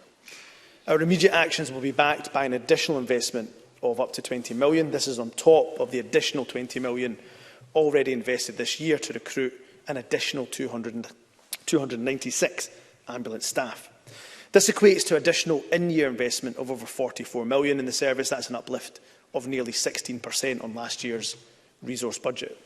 Many of the actions we're taking are aligned to suggestions made by unions attached to our ambulance service, who have set out a number of different suggestions of support and focus on immediate assistance from partners, continued workforce enhancements and improvements to flow of cases into emergency departments. In terms of the immediate, there are short-term pressures on the ambulance service that will only be relieved through the wider public and voluntary sector standing up in supporting the service at this incredibly challenging time. I can confirm the request for military assistance was made immediately after First Minister's questions last Thursday. Officials have been working since then to finalise the package of support that the military will provide. This assistance will mainly consist of providing 88 drivers to free up our paramedics and technicians to focus solely on providing patients with the best clinical care. 15 support staff are also being requested, meaning support in the form of 103 military personnel. There is still authorisation processes to go through, but we don't envisage any challenges with gaining the required approval. All going well, some of those military personnel will be ready to be deployed in driving ambulances this weekend. My thanks to the Army, as always, for their responsiveness. I've also reached out to the Scottish Fire and Rescue Service, and I'm glad to say, in typical fashion, they have risen to our call. They will scale up the ambulance service's access to volunteer firefighters and now also full-time firefighters for driving. Again, with the view to providing more valuable paramedic and technician time on the front line. Immediate assistance, however, is not just being sought from the wider public sector. We've also brought support from the British Red Cross and as well as private contractors such as taxi companies to help with some of the ambulance services work where no emergency ambulance is required. Let me be absolutely clear. If you are in critical or life-threatening need, you will be taken to hospital in an ambulance if one is requested. Alternative transport arrangements are for those patients with low acuity, and patient safety, of course, will remain our #1 priority. Bear in mind that around 27% of calls to the ambulance service in August 2021 did not require an ambulance response, and only 21% of calls were life-threatening situations, though this percentage has risen considerably recently. These are not decisions we have taken lightly at all, but given the urgency of this situation, this government needs to respond with this decisive, if unconventional, action to save lives, as it has done throughout the course of the pandemic. Let me be clear, though, that the full range of measures I am announcing today have been assessed as clinically safe. Of course, it is important that we're not just freeing up paramedic and technician capacity, but creating additional emergency capacity within the wider ambulance service. That is why we're also aiming to bring on board 100 second-year paramedic students to work across the service, including assisting our ambulance control centre to help with call handling and dispatching over the winter period. On specific clinical issues, we're also bringing in temporary clinical input to decision-making on mental health, on addictions, falls, breathing difficulty, high intensity and trauma. This will provide senior specialist clinical decision support to patients, optimising the response to people in need by the service, and utilising additional clinical pathways where that is appropriate to do so. Bolstering capacity both at the front and the back ends of the ambulance service will be fundamental to saving lives, and I'm thankful to all those individuals and organisations who have offered their support. I am, however, mindful that this has been and will be a long pandemic, and we cannot solely rely on immediate short-term measures to build a sustainable future for the ambulance service. That's why, as part of our recovery plan, we're delivering almost 300 additional ambulance staff by April 2022. 148 new staff were recruited last year, and the service plans to recruit another 443 this year, 148 of whom will be new staff. The remainder will be to cover planned staff turnover. 172 have already been recruited this year, with 186 due in post by the end of November, and the remaining by April 2022. The service is taking forward recruitment plans at pace. The specific breakdowns of new recruits see 69 staff in the north of Scotland, 139 in the west and 88 in the east. The additional new staff are a mixture of paramedics, newly qualified paramedics and technicians. We're also funding additional fleet for the service, which will see the introduction of a number of extra ambulances over the coming months. As part of our ongoing commitment with the service to reduce and remove the requirement for staff to work on call in some of our more remote and rural areas, we're providing funding for 14 additional staff which will see on-call requirement reduced in Campbelltown and removed entirely in Fort William, Kirkwall and Broadford. Presiding Officer, we know that our emergency departments are also under significant pressure. That is why we need to ensure we're not just creating further problems for our A&E departments that are already struggling. That is why we're also further investing in additional hospital ambulance liaison officers, almost doubling numbers from the 11 currently in place to 20 posts throughout the country. These liaison officers are important in supporting flow through the emergency departments and supporting improvement in ambulance turnaround times. Halos will take part in the daily huddle and work across the hospital site in order to maximise flow as best as possible. The halos will be concentrated in our busiest sites. Most of us have also seen pictures from across the UK and, of course, here in Scotland of ambulances queued up outside of emergency departments.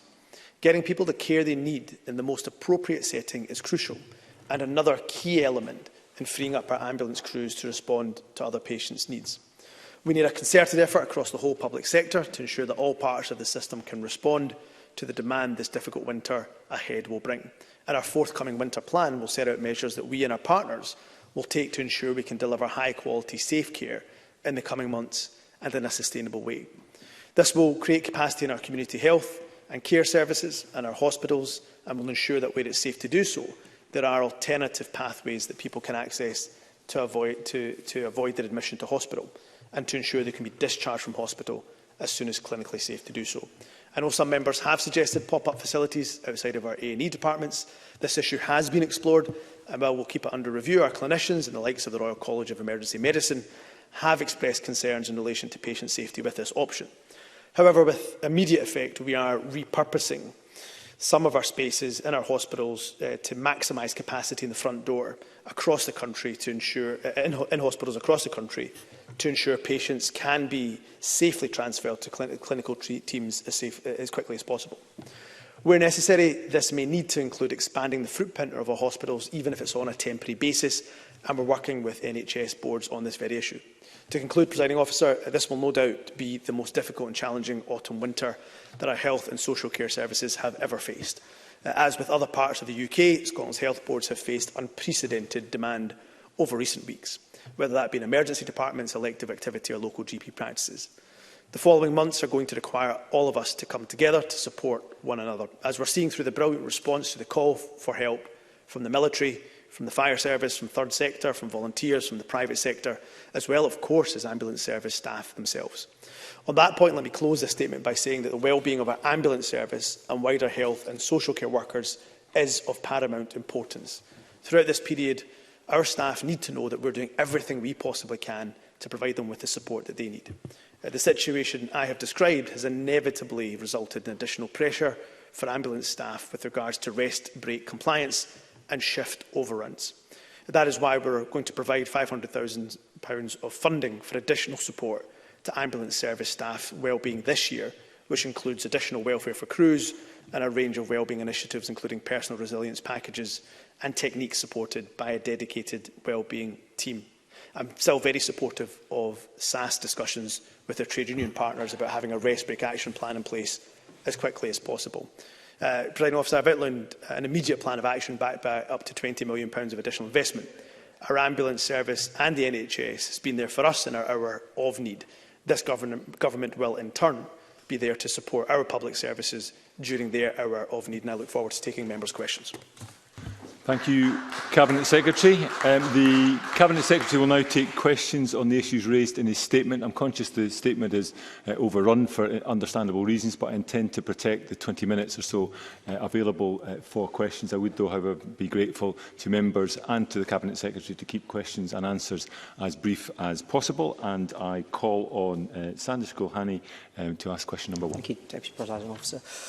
I would normally have welcome advance sight of the Health Secretary's statement, but on this occasion it was published on the front page of the Daily Record first, rather than announced to this Shameful. Parliament. Shameful. For weeks we have heard stories of horrendous waits for ambulances. Jamie McNamee of Unite said this morning that this is as bad as it has been in my experience of 35 years in the ambulance service, that the government is using the pandemic as an excuse for long-standing problems in our ambulance service. He said that the supposedly 300 new ambulance service staff and, Cabinet Secretary, I quote, from a totally different project that has been ongoing since 2016. So let me ask the Health Secretary, how many of those 300 positions really are new? He said in his statement, the Scottish Ambulance Service is the heartbeat of our NHS. So why is the government demanding it makes £15 million of efficiency savings, otherwise known as cuts?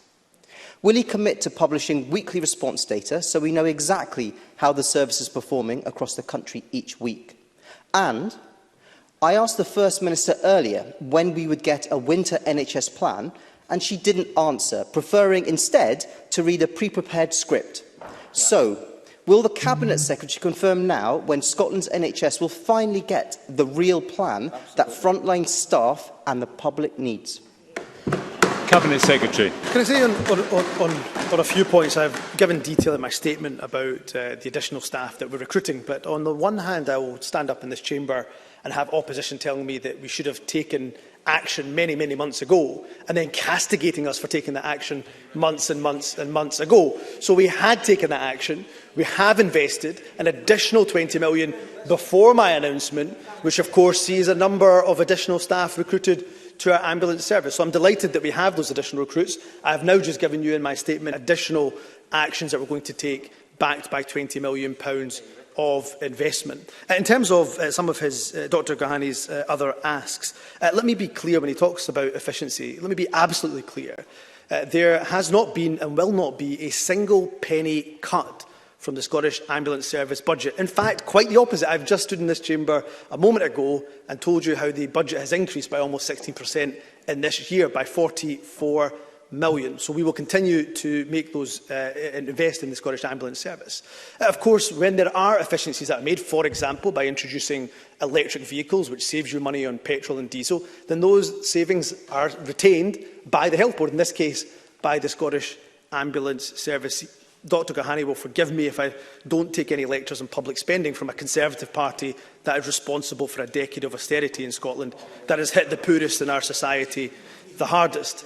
In terms of consideration of publishing more data and stats, yes, I will give that call some consideration. I will revert back to the member. Our recovery plan, of course, is already underway, backed by £1 billion of investment. But as I again have mentioned in my statement, we will bring forward a winter plan and bring that forward imminently.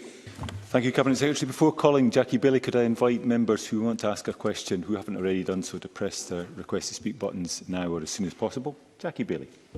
In a day of new records and not good ones, the Health Secretary has been missing in action, refusing press interviews about ambulances for 5 days, which I think he would acknowledge is unusual for him. Ambulance delays continue at record levels and people are dying as a result. Accident and emergency waiting times are at an all-time high, despite the best efforts of NHS staff who deserve our thanks. And just this morning, John Thompson of the Royal College of Emergency Medicine said that the NHS needed an additional 1,000 beds to cope with the current crisis, yet not a single mention of additional bed capacity in the statement. So can I ask, is that because the SNP cut beds in the NHS by 1,200 in the last 10 years? And given that the problem with ambulance delays are actually about patient flows at A&E and the lack of beds in hospitals, will the Cabinet Secretary tell me whether John Thompson was wrong when he asked for an increase in bed capacity, and will he urgently consider temporary wards or field hospitals like the Louisa Jordan? Cabinet Secretary. Can I say to Ms Bailey, I mean, she's incorrect and she may want to go back and correct the record. I did interviews last week on Monday, Wednesday, Friday and Sunday. So to somehow suggest I've been missing in action, I suspect she's probably just not watching the news. On one hand, I've been castigated for speaking to the media, and the other hand, being told not to speak to the media. In terms of additional bed, well, the member may want to listen. I'm just referring to the fact that she may want to correct the record. Additional bed capacity, yes, of course she is correct that part of the reason and the problems that we're facing is undoubtedly due to the additional capacity and demands at our front door. One of the actions that I will bring forward to this chamber in relation to our winter plan is that we're urgently having discussions with local authorities and social care providers about how we free up bed capacity, particularly in amongst that delayed discharge cohort. So that is a reasonable question for Ms Bailey to ask, and of course we are urgently absolutely exploring that. And I will come back to Parliament with a further update. Our halos, which I've announced, we are increasing from 11 to 20. They will help, hopefully, again, for people to get not just discharged from the ambulance, but then hopefully work their way through into the hospital system, so that, again, they are not just sitting in A&E and emergency departments. And in relation to field hospitals, I mentioned that when it comes to pop-up facilities, there were some concerns around that. In terms of field hospitals, I've spoken to every single health board, as you'd imagine, and have made mention of the fact that the equipment that we had for the Louisa Jordan is available for them to use. Now, it's not just a case of simply setting up beds. We have to have staffed beds as well. So you'd have to pull the workforce out of extremely busy hospitals and put them in. If she just listens as opposed to shouting from a sedentary position, I'm trying to answer her question with all sincerity, that I'm not dismissing the idea in its entirety, but if you set up beds, that is only part of the resolution. You have to ensure they are staffed beds. You would have to pull out staff then, for example, from already busy sites, and that, of course, would present its own challenge. But I would not dismiss the idea, of course, in its entirety. Thank you. I now call Annabel Ewing, who will be followed by Sue Webber. Thank you, Presiding Officer. Given we are indeed in the midst of a global pandemic with unprecedented pressures right across the health service, including resultant pressures on our ambulance service, does the Cabinet Secretary agree that we should be looking at having all hands on deck? And I would suggest by, for example, bringing back to the wards those nurses currently in NHS management roles and in NHS educational roles, thereby avoiding what we currently see, which is theatre nurses and operating department practitioners being redeployed away from their key and vital roles. Cabinet Secretary. In short, yes, and I know health boards are already doing that, and of course they will continue to look at where staff can be redeployed into the front line where appropriate and where necessary. So that is being done. I mentioned, of course, in the ambulance service escalating to its highest level, level 4, they have already taken clinical staff away from support roles and into the front line and being redeployed. I should also say that we are working, of course, with the appropriate bodies to also think about a call to arms for those retired staff who responded so well at the beginning of the pandemic, to see if they can come back and help us in what will be the most challenging winter that the NHS has ever faced. Sue Webber, to be followed by John Mason. Thank you, Deputy Presiding Officer. The last 18 months have been a time of unprecedented pressure in the NHS, but this is a historic problem. In 2018, only 20% of ambulance staff thought that there were enough staff to do their jobs. And even before the pandemic, the number of ambulances that recorded turnaround times of over an hour had doubled. GMB Scotland recently said the understaffing crisis in the ambulance service was already understood pre-COVID. Why then did the SNP not recognise this then and actively chose to ignore the historic call from frontline staff to fix it before we reached this crisis? And does the Cabinet Secretary not agree that the forthcoming winter plan that we're now waiting for should have formed an essential component of the NHS recovery plan? Cabinet Secretary. What I would say to Sue Webber is that she clearly is not talking to her front bench colleague, because her front bench colleague just said, of course, that we had announced this investment in additional staff pre the pandemic. So we were addressing those issues around staffing within the ambulance service, as her own colleague has recognised. That additional investment in the Scottish Ambulance Service, which is going to see 300, again, I use the word additional staff, is going to help us in this regard. In terms of the winter plan, of course, we are working closely with the UK Government to get finalisation of those additional consequentials that are come our way. And of course, I will inform Parliament imminently about the detail of that plan. Thank you. John Mason, to be followed by Paul O'Kane. Thank you very much. I wonder if the Cabinet Secretary can say any more about the 103 military staff who are going to be helping. For example, will they be driving their own vehicles or normal ambulances? And will this be similar to the way the military are involved in England and Wales? Cabinet Secretary. I'm sure it would be. I haven't seen the detail of the MACA requests made by the UK Government or the Welsh Government, though I know those requests have been made. And can I put again on record my thanks to the Army and for military personnel for always answering the call with such responsiveness and pace. Again, the final details are being discussed between the ambulance service and the military, but as I referenced in my statement, 88 of the military personnel will be driving ambulances and the 15 in support roles in that regard. And once further detail becomes available from the ambulance service, I'd be happy to share that with the member. Paul Kane, to be followed by Christine Graham. Thank you, Deputy Presiding Officer. The Cabinet Secretary says that there will be additional ambulance staff on the ground by April 2022, and that of the recruitment of another 443 staff this year, only 148 are new staff, with the rest coming to cover staff turnover. Can I ask the Cabinet Secretary if he intends for the British Army to support ambulance services all the way through until April 2022? Where will those military personnel be deployed, and when will members be made aware of that? Cabinet Secretary. So I will send the final detail to members once that has been officially agreed between the Scottish Ambulance Service and the military. We would expect, actually, some of those military personnel to be deployed on the weekend. As you'd imagine, it would be in the areas where we are facing the most acute pressure. Also, he will see from my statement that we are recruiting 300 additional ambulance staff by April 2022. But also, he is right, some additional staff, some staff will also be recruited to ensure that we don't have any gaps when it comes to staff turnover and retirement as well. So I'm happy to provide further detail to all members in terms of the military assistance request that has been made once that detail has been finalised. Christine Graham, to be followed by Alex Cole-Hamilton. Thank you, Deputy Presiding Officer. Cabinet Secretary, I note that only 21% of calls in August were life-threatening conditions. And while I welcome the additional 100 call handlers, can I ask if the Cabinet Secretary will consider reviewing the 999 and 111 call triage IT systems to ensure that cases which can be dealt with by other services, such as out-of-hours GPs or minor injuries clinics, are referred appropriately and not sent an emergency ambulance? And I stress the IT systems, not the call handlers themselves. Cabinet Secretary. The issue of the IT systems is looked at very regularly, but SAS, clinical advisors and control centres, they already do signpost members. Signpost patients to alternative services. However, both increasing clinical capacity in control centres and strengthening links to and availability of alternative pathways, which includes, for example, GPs, is a key part of the work to be done in support of patients getting the right care at the right time in very much the right place, and by extension, making emergency ambulance available only for those patients most in need of that particular resource. But her point about the actual IT system itself is one that I will look at again. We have looked at it previously, but we'll look at it again to see if that can be done in a more efficient manner. Alex Cole-Hamilton, to be followed by Emma Roddick. Thank you very much, Deputy Presiding Officer. This situation is unacceptable. It's not just the pandemic, and to suggest it is undermines the very real concerns that staff have been expressing for a long time before we heard of COVID-19. It should never have reached the stage where the fire service, the army and taxi drivers have to bail out frontline care staff. Just this morning, the BMA said that there was no realistic workforce plan that can get the NHS working 10% harder.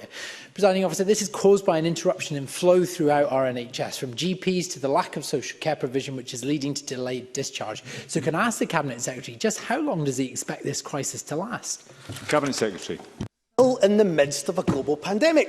It is unbelievable that the member stands there and says that it has nothing to do with the pandemic. Of course it has something to do with the pandemic. We are still in the midst of that global pandemic. Case numbers are still too high. Community transmission, still too high. So for him, for the member, I should say, to suggest that the pandemic has played no role, I'm afraid, does him no favours. And he can wag his finger all he wishes to do from a sedentary position.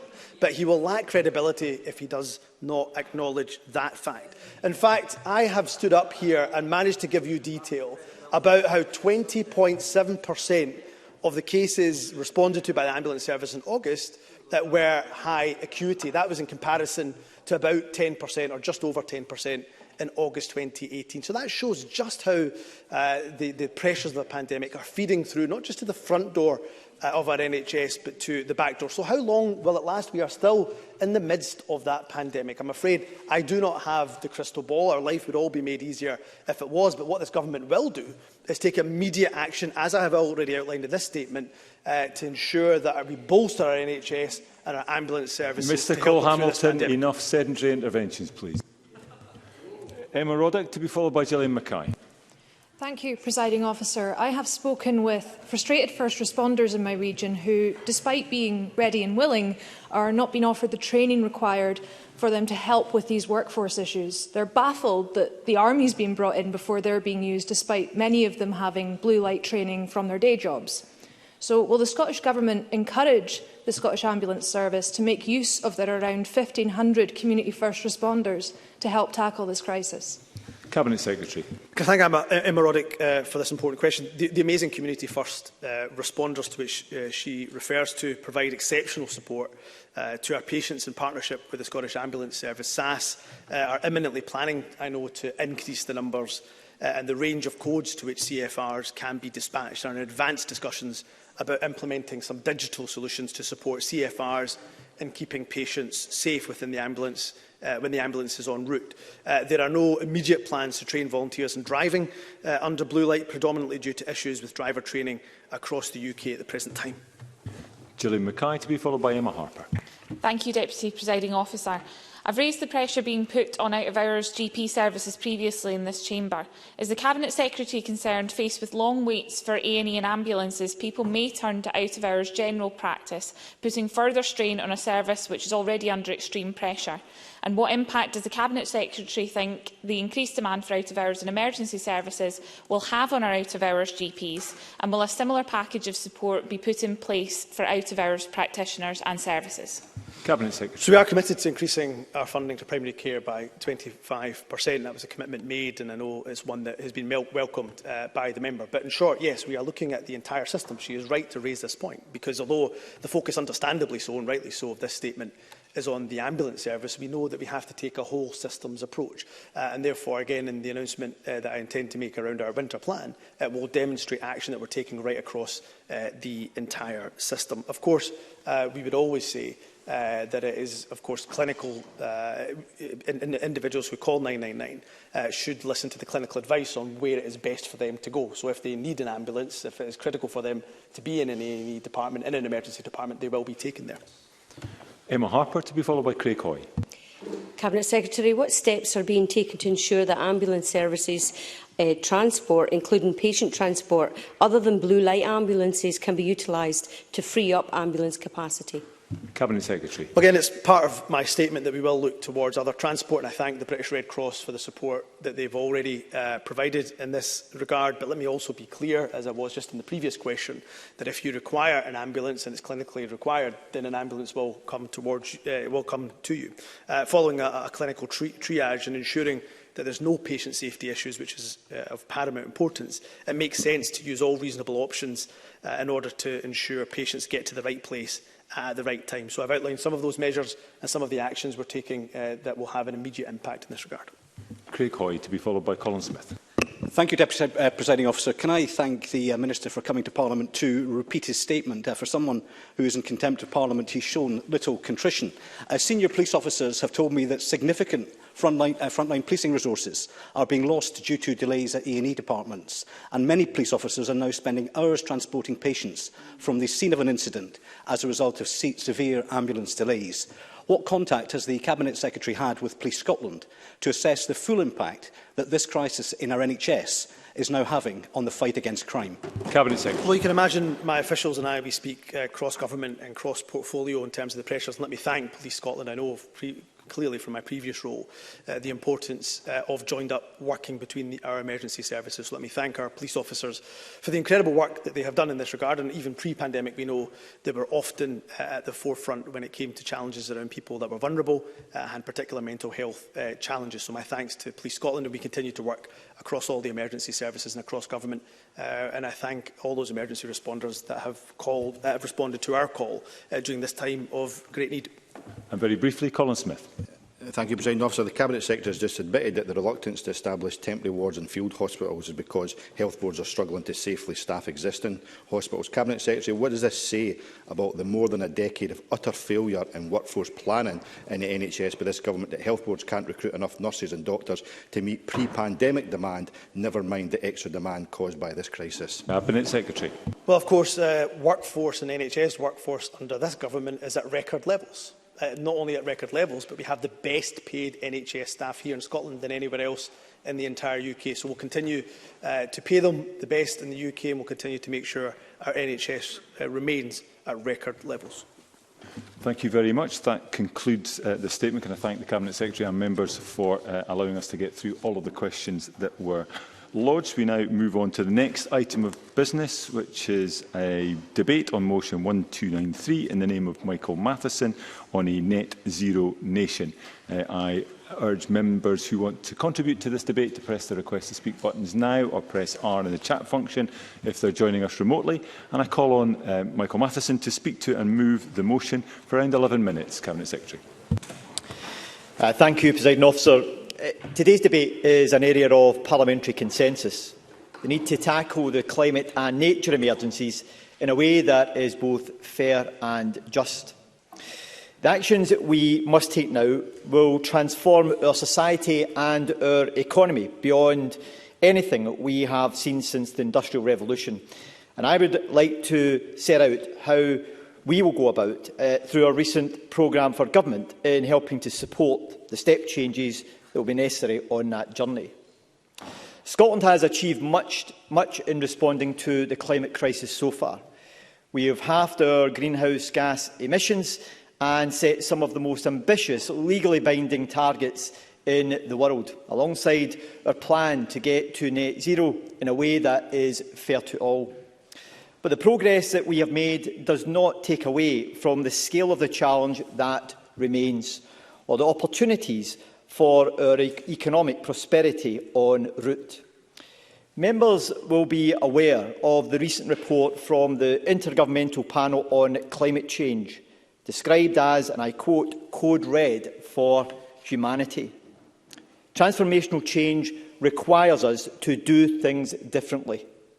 That is why we must confront the twin climate and nature emergencies in a way that captures the opportunities to deliver a fairer, greener Scotland. In doing so, we need to decarbonise our homes and our buildings, our energy, transport and industry at an unprecedented scale and pace. I'll give way to Mr Rennie. I thank the Minister for giving way. Since he's admitted new members into his government in recent weeks, has he changed his policy on supporting the expansion of Heathrow Airport? Cabinet Secretary. As you're well aware, the decision to expand Heathrow Airport is a matter for the UK Government, and decisions for the UK Government, as the member is well aware and has been repeated to him on many occasions. Presiding Officer, as heat demand accounts for around 20% of our emissions, at least 1 million Scottish homes will need to move to a net zero heating system by 2030. That is why we will allocate at least £1.8 billion over this Parliament to support the accelerated deployment of heat and energy efficiency measures in homes and buildings across Scotland. Our draft heat and building strategy acknowledges there are tensions between reducing emissions and ending fuel poverty. Many zero-emission heating systems are more costly to install and to run than higher-emission alternatives. That's why we are committed to supporting those least able to pay in this transition, while also protecting those most vulnerable to any increase in costs. This year, we have increased funding for our energy efficiency and fuel poverty schemes, allocating a record £50 million for Warmer Homes Scotland to incentivise the uptake of zero-carbon heating, benefiting communities not served by the gas grid, and why the Social Housing Net Zero Fund will invest at least £100 million over the next 5 years to support social housing landlords to contribute towards our heat decarbonisation and fuel poverty objectives. We will soon publish our final heat and building strategy and will establish a new dedicated national public Energy Agency to provide leadership and coordinated approach to delivering at pace and scale that's required in decarbonising domestic and non-domestic premises. Another crucial priority, Presiding Officer, is our energy transition. The planet and future generations demand that we transition from fossil fuels to renewables and low-carbon energy. But we must do that in a way that is fair and just. We cannot consider our journey to net zero without touching on the North Sea, which, as discussed in this chamber last week, will continue to provide an important level of domestic energy. But more crucially, the infrastructure, the skills and expertise of the sector will be a crucial asset in the transition. We will be making progress in helping to make sure that Scotland reduces its reliance on fossil fuels. Last year, the equivalent of 96% of gross electricity consumption came from renewable sources. This is alongside our ambition to increase offshore wind capacity up to 11 gigawatts by 2030, enough to power 8 million homes. Work has also begun to develop a refreshed energy strategy with our reaffirmed commitment to a just transition for all regions of Scotland. Our just energy transition plans will also be an integral part of our refreshed energy strategy, which will take a whole systems approach to energy, providing a roadmap to 2030 and a vision to 2045. Driving forward our green transport revolution, our STPR2 process, the Strategic Transport Projects Review, will be publishing its Phase 2 recommendations for formal consultation by the end of this year. The final STPR2 report will make recommendations for the Scottish Government's future transport investment priorities over the next 2 decades. And importantly, STPR2 includes a climate compatibility assessment, which will allow us to clearly understand the impacts of infrastructure investment options on climate change. And I'll give way to Mr Kerr. Liam Kerr. Very grateful. Just very briefly, does the Cabinet Secretary have any idea of the timescale for STPR2? Because it clearly is very important that we know what's coming. Cabinet Secretary. I just mentioned that Phase 2 will be published by the end of this year for consultation, so it's on time, as was set out earlier in this year. We also know that the pandemic has led to fundamental shifts in travel behaviours. We want to ensure people continue to make sustainable travel choices seen during the course of the pandemic, that people return to public transport use and our economic recovery does not overtly return to road-based travel. This will require us to maximise efforts to decarbonise the sector and also change our travel behaviour, making more sustainable choices. That's why our commitment to reduce car kilometres by 20% by 2030 is world-leading. Scotland's nature-based... I need to make a bit further progress, I'm afraid. Scotland's nature and marine economy is another vital element to secure a net zero future, with nature-based solutions accounting for around 30% of the emissions reductions needed. Halting nature decline means we need to invest in the protection and restoration of our natural environment now. That is why, over the course of this Parliament, we are committing at least £500 million to our natural economy, including £22 million for the restoration of degraded peatlands in this financial year alone. Another investment includes £100 million to increase forestry planting, £30 million to expand Scotland's natural forests and land, and £20 million to increase nursery stocks. And we will publish a biodiversity strategy within a year of the UN Biodiversity Conference, COP15, next month, and introduce a new Natural Environment Bill in Year 3 of this Parliament. We are also committed to stepping up our protection of Scotland's marine environment. Some 37% of Scottish waters are already designated as marine protected areas, and we will now begin the process of designating 10% of our seas as highly protected marine areas, aiming to complete this by 2026. A healthy, resilient marine environment is critical to supporting a healthy blue economy and to achieve our net zero ambitions. At the heart of our efforts is a defining mission to achieve a just transition, one that maximises the economic, social and environmental opportunities and leaves no one behind. It's essential that we support the transformation of industries, help businesses to adapt and to innovate, and support communities to ensure that they are cleaner, safer and more accessible. This is not an easy task, but one that is crucial for us to do and will have rewards for us in the future. The response to the Just Transition Commission and our National Just Transition Planning Framework, published alongside the PFG, sets out our long-term vision and approach to this.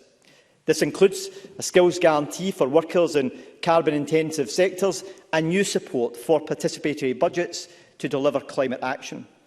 We've also announced a new remit for the Just Transition Commission and confirmed that Professor Jim Sika will continue to chair it. The new Commission will shift to a delivery focus, supporting and scrutinising the production and delivery of Scottish Government-led transition plans. As a further demonstration of our commitment, we are working with partners, communities and other stakeholders to take forward a 10-year £500 million Just Transition Fund for the North East and Moray. This will support Scotland's energy transition, creating jobs and maximising the region's economic potential in becoming a centre of excellence.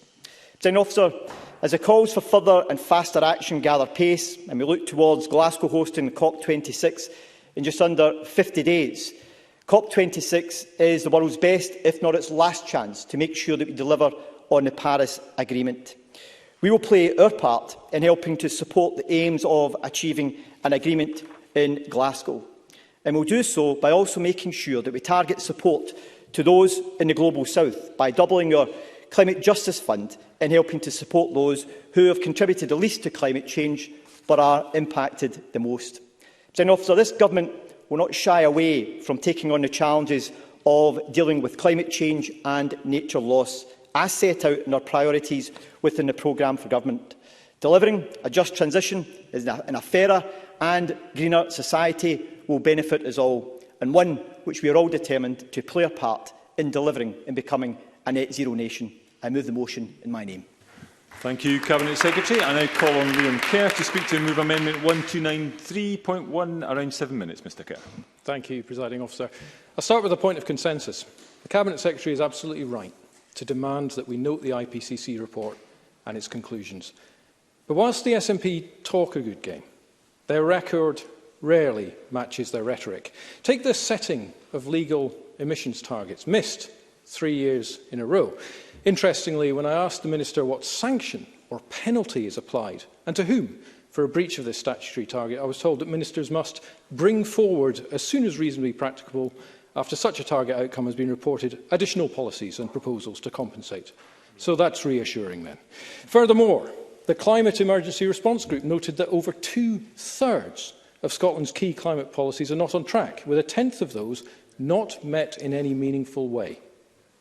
Scottish Conservative speakers will examine specific areas more fully over this afternoon, so I'll briefly highlight 3. Firstly, transport. In 2018, transport accounted for 36% of total greenhouse gas emissions produced in Scotland. Since the 1990 baseline, such emissions have fallen by just 0.5%.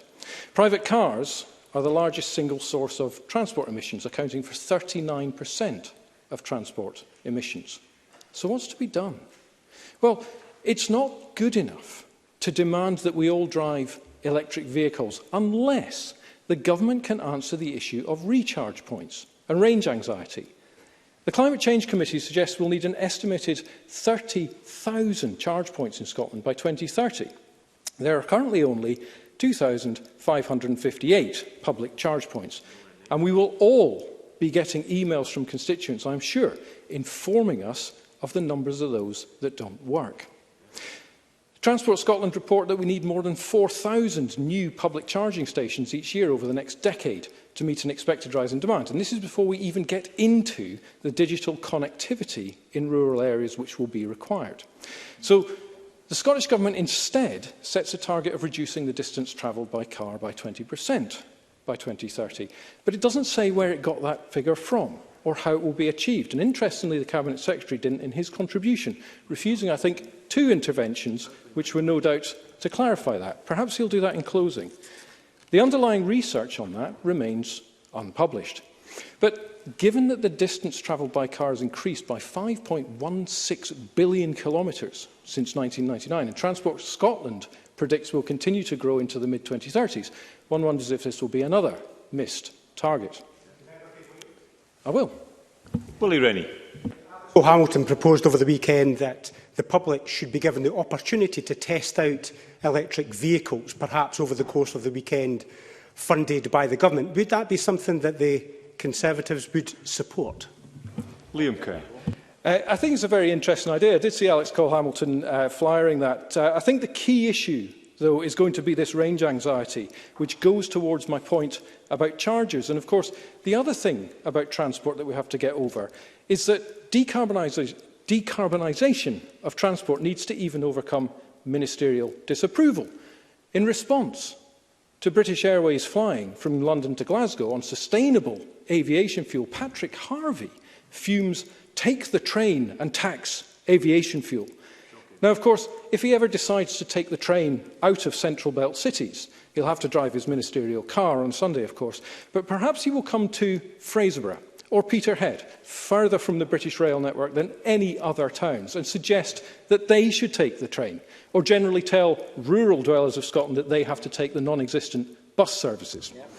Presiding Officer, the government has got to start thinking about what it is saying, not just spouting warm words and sound bites.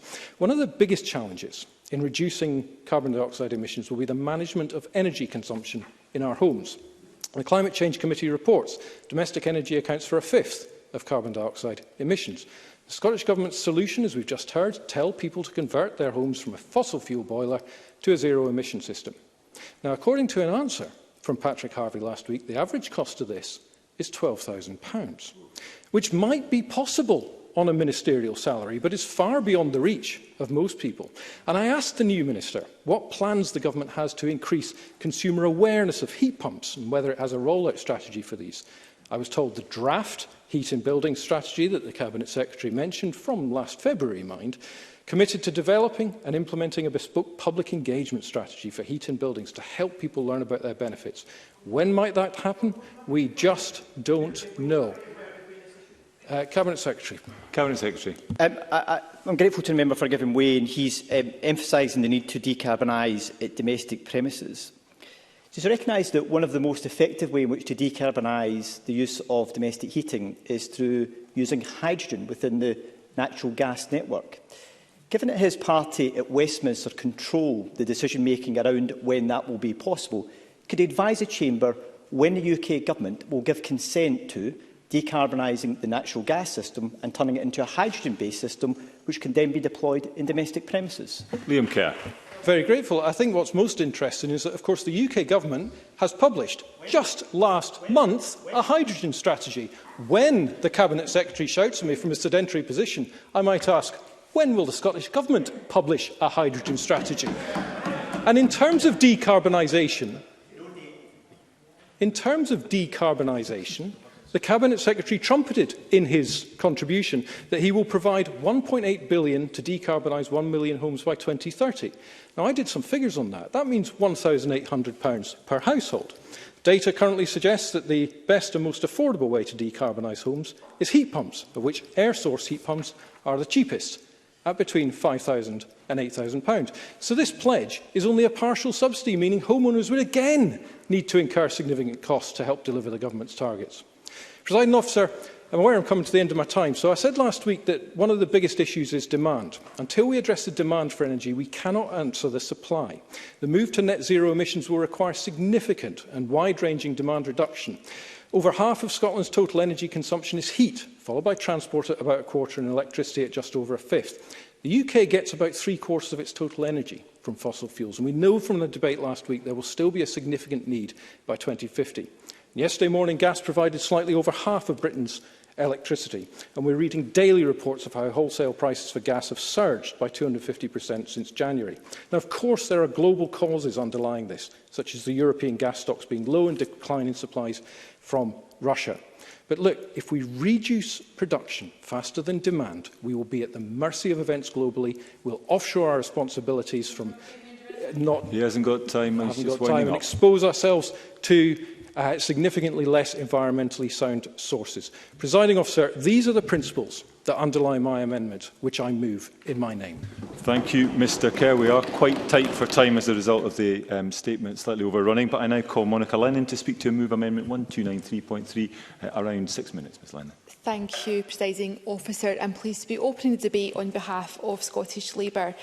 In his motion, the Cabinet Secretary asked Parliament to agree that the Scottish Government must do everything in its power to tackle the escalating climate and nature emergencies and deliver a just transition for all. On these benches, we wholeheartedly share these ambitions. When the Scottish Government declared a climate emergency back in 2019, the then Climate Change Secretary stated, quote, "The evidence is irrefutable, the science is clear and people have been clear. They expect action," unquote. Presiding Officer, the people do indeed expect action. That's why in the Chamber last week, I argued that climate inaction is the single biggest threat to our planet. So while we do support the intent behind the Government motion, we do want to see bolder and faster action. And an area where I believe consensus does exist is on the ambition for a public energy company. The Scottish Government previously committed to that. There is a democratic mandate, and over the summer a range of colleagues, including myself and Lorna Slater, were pressing the Government for an answer on a date for that project. So that is an area where I hope we can have constructive discussion today, because it is disappointing that it appears to have been taken off the table by ministers. So today, Scottish Labour want to bring it back to life. We are asking Parliament to agree that the Scottish Government acts with urgency to introduce plans for a publicly owned, not-for-profit energy company. Because we believe this could be a game changer with multiple benefits that could accelerate Scotland's journey towards net zero while addressing the affordability of household bills. Because we can all see that the market-led model of energy transition is failing. It's failing customers, it's failing workers, and it's failing businesses here in Scotland. So to build, or to help build a net zero nation, we must recognise the state has a huge role to play. A Scottish national energy company that is not-for-profit and asset-owning could remove profiteering from the picture and deliver affordable energy to customers. It could facilitate a quicker transition to renewable energy. It could pioneer new ways of delivering heating to households through methods like district heating and ground source heat pumps. And importantly, it could also help create those high-skilled green jobs that we badly need. The Just Transition Commission told us that a publicly owned energy company should be established at pace with a broad remit. Colleagues, this could be revolutionary for Scotland, and there is precedent for this elsewhere. We can look to Denmark and Ørsted, a company that went from producing 15% of its energy from renewables in 2009 to producing 85% of its energy from renewables 10 years later. And while this Parliament was swithering about declaring a climate emergency, Ørsted were way ahead, running with their big ideas, doing better. And we can catch up. Certainly. Can I thank the member for giving way? She mentions Denmark. Would she accept, though, that there are public energy companies in Denmark at a municipal level, many companies that are owned by the people that are supplying heat to local communities? And that may well be a model for Scotland, not just one energy company, but multiple. Monica Lennon. Yeah, I'm glad Mark Ruskell pointed that out. I was going to talk about local energy cooperatives later on and what we can do at a local level, because today it's not about saying, you know, prescriptively this is what a public energy company should be, but what we're trying to do is at least have the debate and ask the Scottish Government to bring these proposals back on the table, because I think we've all got good ideas to contribute. So we do need to catch up. The potential benefits of such a company were cited in Commonwealth's report, Powering Our Ambitions, tackling fuel poverty and social inequality, assisting with achieving national emission reduction targets, development and deployment of new renewable and low-carbon energy supplies, supporting local energy cooperatives and many more benefits. Is it ambitious? Yes. Is it achievable? Absolutely. Commenting this week on the escalating gas crisis, I was struck by remarks from Dr Craig Dalziel, Head of Policy at Commonweal. He said, quote, "Someone has to renationalise energy. If Scotland doesn't, one of Boris's more sensible successors will. It's a use it or lose it situation for the Scottish Government. Use the powers they have to create a national energy company, focusing first on heat, where powers are fully devolved, or those powers will be used elsewhere." End quote. So we believe that plans for an asset-owning, not-for-profit public energy company should be brought forward without delay. Because remember, colleagues, over a third of social housing tenants live in fuel poverty. Scotland is an energy-rich nation, but it is to our shame that so many households must choose between heating their homes and eating. The wholesale gas crisis is hugely worrying. We know that bills are rising. Too many children are hungry. Too many homes will be freezing this winter. And it is absolutely the wrong thing to do for the UK government to cut universal credit. I was going to talk about a local visit, but I took the intervention from Mark Ruskell. Briefly, if I can point to the great work that North Ayrshire Council are doing under the leadership of Labour's Joel Cullinane. Their impressive plans for a second solar wind farm are really exciting and ambitious, and there's lots of good local examples when resources available to local councils. Presiding Officer, the vote tonight should not be the last opportunity to debate and discuss what a publicly owned, not-for-profit, asset-owning national energy company should and could do. So I ask colleagues to support the Labour amendment tonight, because we need to choose climate action that is transformative, and on that basis I move the amendment in my name. Thank you. I now call on Willie Rennie. Up to 4 minutes, please, Mr Rennie. Thank you, Deputy Presiding Officer. We don't have a chance of meeting our climate change targets unless transport is rapidly decarbonised. In 2015, transport became Scotland's single largest source of greenhouse gas emissions, more than a third. Heathrow is already the single biggest producer of emissions in the UK. A third runway would go directly against our green ambitions.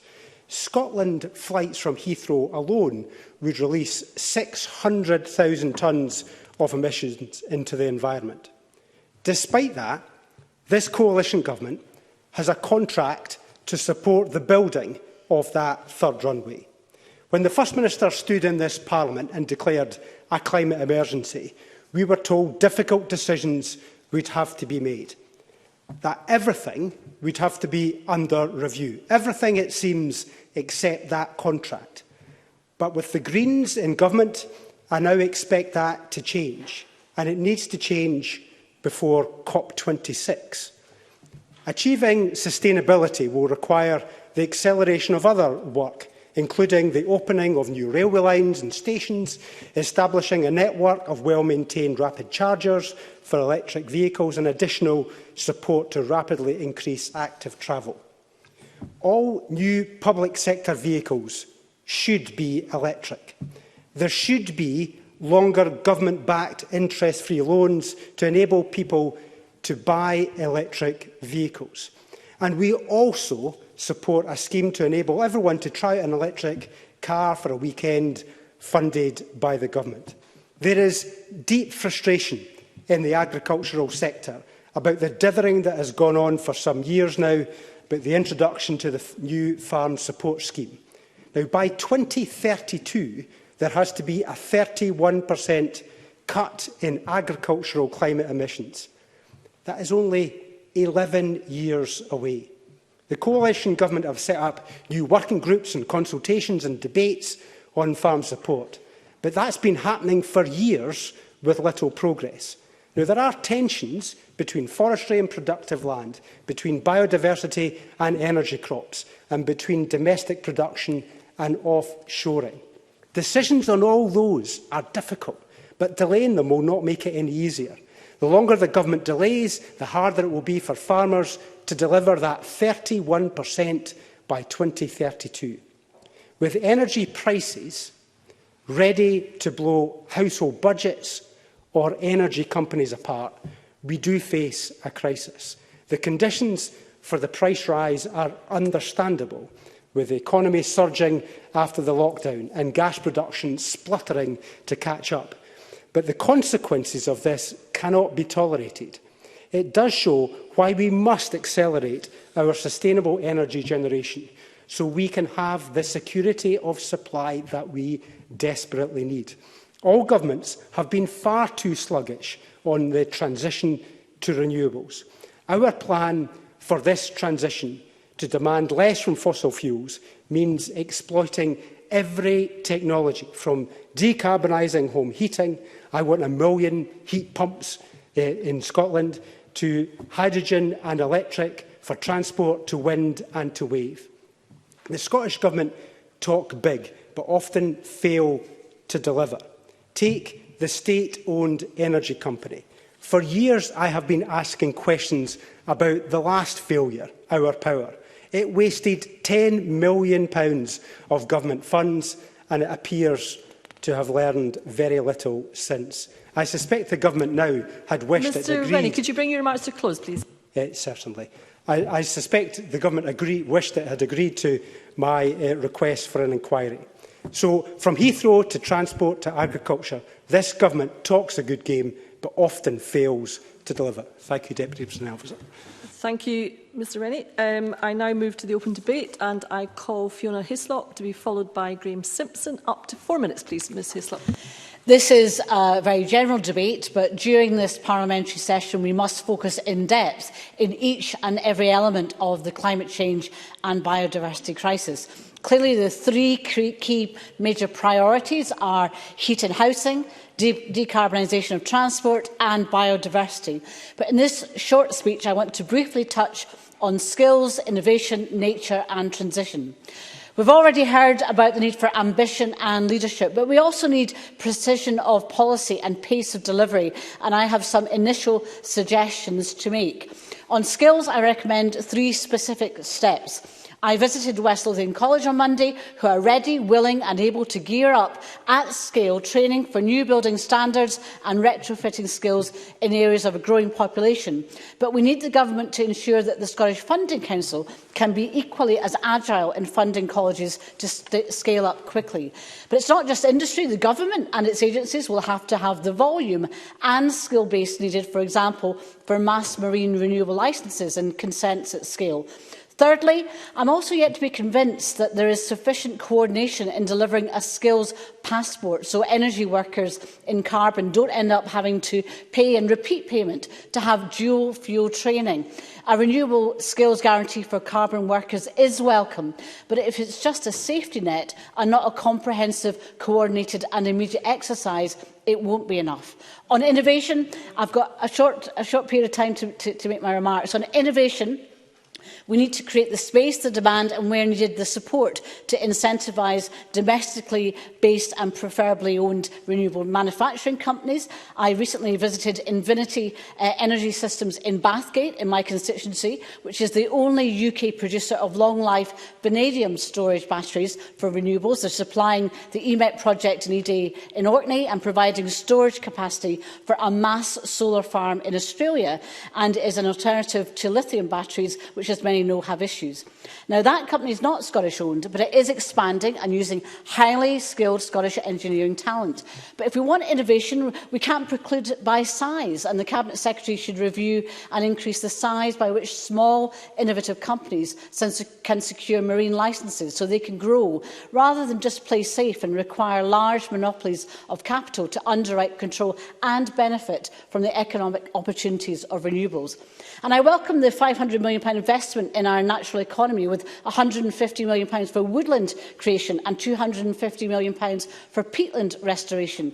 Of course, more action is needed at all levels to halt the loss of biodiversity, and the current ecological situation cannot and must not be left in the shadows of the net zero drive. So that is why I welcome the proposals for the Natural Environment Bill which will contain statutory targets aimed at preventing any further extinctions of wildlife and halting declines by 2030, driving progress in restoring Scotland's natural environment by 2045. And finally, on transition. Oil was discovered first in my West Lothian constituency. It was shale oil, and you can still see the red shale bins as you come into Edinburgh. We then transitioned to coal, then car making with British Leyland, then semiconductors, and when they all closed, the UK government cited HMRC in Bathgate before they removed over 1,000 jobs to Edinburgh recently. And we know from harsh experience that transition must be proactively managed if communities and people are not to be damaged. And that is why, above all, we must make sure that this shift to renewables is a just transition. And, Presiding Officer, yes, with ambition and leadership, but also with precision of policy and pace of delivery, Scotland can do just that, so we can have a Bathgate once more. Thank you, Ms Hislop. I now call Graham Simpson to be followed by Eleanor Whittam. Up to 4 minutes, please, Mr Simpson. Thank you, Deputy Presiding Officer. I think we can all agree in this debate on one thing, and that is that we need to cut carbon emissions, and that whatever target we set to reach net zero, we have to achieve it. I want to focus my remarks today on transport, which is the biggest contributor to carbon emissions. And let me start with active travel, something I'm very keen on. There's no reason why people can't walk or cycle instead of taking the car for many short journeys, but still too many people do. Except that when it comes to cycling, many people don't feel safe, so we need to invest more in segregated routes and maintain them. We also need to teach children and adults how to ride safely. The Scottish Government's recent conversion to our own manifesto target of spending 10% of the transport budget on active travel infrastructure is welcome, but they must deliver. Now, motor travel. We need a green recovery from the pandemic, but it can't be car-led. That does not mean that we ignore cars or vans or lorries. So yes, investment in roads is needed because congestion is bad. So projects like the dualling of the entire A96 must go ahead. But ultimately, we'll have to move to zero or low emission vehicles, be that electric or hydrogen. The infrastructure isn't there yet, and it often doesn't work. Someone told me at the weekend that a fast charger near to where I live only works if you stick twigs in it. That's not good enough. On public transport, I'm convinced that people will use it if it gets them where they want to go, it's integrated and has simple, low fares. Decarbonising the bus fleet is vital, but the idea that we can replace half the Scottish bus fleet by 2023 is for the birds. Talking to Scottish bus operators this week, it's clear to me that they're on board, but having already met strict Euro 6 targets, they will struggle to do it all again. And aside from the cost, the speed at which utilities move was described to me as cripplingly slow. And also, bus manufacturers will struggle to keep up with demand. Next, trains. We need a mix of technologies in Scotland, from electrification of some lines, like to my own hometown of East Kilbride, to using battery trains, hybrid trains and hydrogen. But we may need to keep diesel for a while as we get that right. We also need to work with the UK government to shift more freight onto trains. And we should also, where feasible, open up old lines. I'm not convinced that nationalisation will achieve any of this, and the Scottish Government should say why they believe it will. They haven't so far, but more of that tomorrow. Whenever we can get new ferries, we can only hope, then clearly they should be more fuel efficient. And if we have an aviation sector left after the pandemic, it can be a real catalyst for change. Last week, the SNP government published a 54-page document on how it will engage with the public on climate change. It was the usual waffle with a nice photo of a father and daughter at an Iron Age fort, a somewhat fluffy introduction from Michael Matheson, and the claim throughout that we have in Scotland something described as an open government. I'm none the wiser either. If we really want to get to net zero, then we need less government speak like that and more government action. Thank you, Mr Simpson. I now call Eleanor Whittam to be followed by Katie Clark. Up to 4 minutes, please, Ms Whittam. Thank you, Deputy Presiding Officer. I've been a climate activist since my teens, and long before it was widely seen as desirable, my husband and I ran an eco-shop in Ayrshire called Green People that supplied the area with locally produced organic foods, clothing, reusable menstrual products and refillable staples. I knew back then that supporting our producers to work in sustainable ways is key to dealing with our climate emergency, and the recent Code Red report from the UN Intergovernmental Panel on climate change further underlines this emergency we are facing.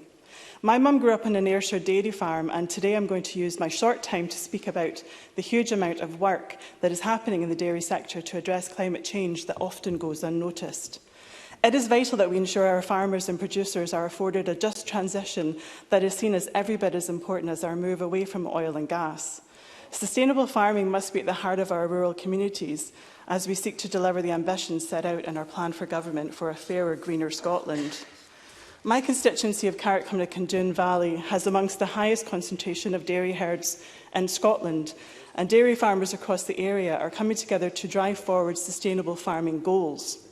Prominent milk cooperative First Milk is currently facilitating workshops across Ayrshire and Scotland to deliver on its First for Milk regenerative farming pledge that over 93% of its members have signed up for.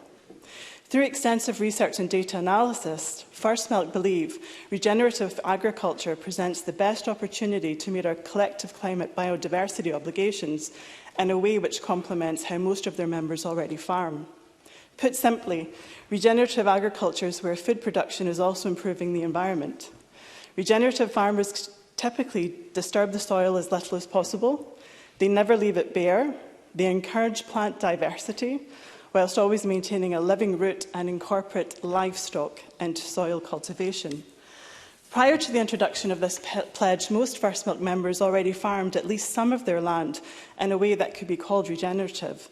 By holding farm workshops, they are capturing the good work already being done, as well as encouraging the adoption of regenerative principles more widely. We all realise now that peatlands offer a huge amount of carbon storage, but what many have failed to realise is that by stripping out some of the modern-day intensive farming methods, such as over-tilling the soil, we can create conditions that allow a rich biodiverse universe under our fields, which actively draws down a huge amount of carbon, whilst allowing crops to flourish up top. Healthy soil equals carbon reduction, and we must ensure carbon calculators, such as AgriCalc and Kult Farm Tool, capture this. In a bygone era, we saw bison, caribou and wildebeest graze lands across the globe, helping to create a rich, fertile soils, which unfortunately we have seen depleted and turned into dust bowls all too easily by modern farming methods. By reintroducing a more natural grazing method, planting multi-species grazing crops that promote root growth, thus keeping underground organisms thriving whilst offering the grazing animals a more nutritionally dense feed, and ensuring the grazing paddocks are rotated regularly, and always ensuring a crop cover, farmers will reduce their costs, increase their yield, improve animal and soil health, all whilst driving down their carbon emissions. The recent establishment of the Agricultural Reform Implementation Oversight Board, easy to say, will continue to have farmers leading our move towards sustainable farming and will drive forward the recommendations as part of the farmer-led groups from the last Parliament. The group will place farmers and crofters at the heart of future support framework and help Scottish agriculture become more economically and environmentally sustainable. In closing, Presiding Officer, what is certain is that by farming regeneratively, our farmers are part of the climate change solution, whilst ensuring they create resilient, sustainable farms that are future-proof for generations to come and continue to feed our nation with our amazing Scottish larder. Thank you. Thank you, Ms Whittam. I now call Katie Clark to be followed by Paul McLennan. Up to 4 minutes, please, Ms Clark. I welcome this timely debate about how we move towards a net zero society and the support for a just transition. The Minister said it was a matter of consensus, and indeed many parts of society are already working on how they decarbonise. The concept of a just transition came from the trade union movement. But I think we all have to accept that there has probably never been a just transition. When there's been economic changes in the past, there has been no just transition, and it has been working people and those communities who have suffered. The challenge of delivering a just transition is therefore not an easy one. Employment in Scotland's low-carbon and renewable energy sector actually fell from 23,000 in 2012 to 21,400 in 2019, and that was before COVID. The Scottish Government has promised to deliver 130,000 green jobs by the end of this year, but only so far has delivered 21,000. A Friends of the Earth report last week showed that North Sea production has actually increased by 15% since the climate emergency was declared. I do not say these things to make political points, but to highlight the scale of the challenge. At the 2019 general election, the Labour manifesto committed to guarantee a job on equivalent terms and conditions to workers in the oil and gas sector who lost their jobs as a result of the move away from the sector. I have called on the use of furlough for oil and gas workers until equivalent alternative employment can be created. I believe that it is this level of ambition that we need to show to ensure that there is decisive action to address the climate challenge. I'll take a quick intervention. Liam Kerr. Commission told the committee the other week that there are significantly fewer jobs in non-oil and gas related jobs. So how does she square that circle? Well, an STUC report has estimated that there could be 350,000 jobs in green policies. And I mean, I would say that actually we don't have a choice. I suspect that over the coming weeks there's going to be a great deal of debate about the climate emergency. And the challenge that this Parliament has is how we deliver on a net zero economy, how we make sure that we create those jobs so that the issue that the member is raising is addressed. I believe there's a number of ways that we can do that, and we need to be more ambitious. One of the ways that I think that we need to be going forward is looking at how we retrofit homes in the way that the government is speaking about, delivered by councils on a universal basis that not just addresses the challenge of the climate emergency, but also the rising cost of fuel and the cost of living crisis that so many people have got to live with. As already been said in this debate by Monica Lennon, a publicly owned energy company should be central to our energy strategy, because it's job creation and decentralisation that goes hand in hand. And I would say to the member opposite that he's quoted one particular bit of evidence, but there's a great deal of evidence that actually green policies create huge numbers of jobs. So as we approach COP26, Scotland needs to lead the way. And I believe that this Parliament needs to put a very clear message out, I hope on a cross-party basis, that we need to be more ambitious, we need to be more decisive, and we need faster action. And I call on the Scottish Government to heed those calls.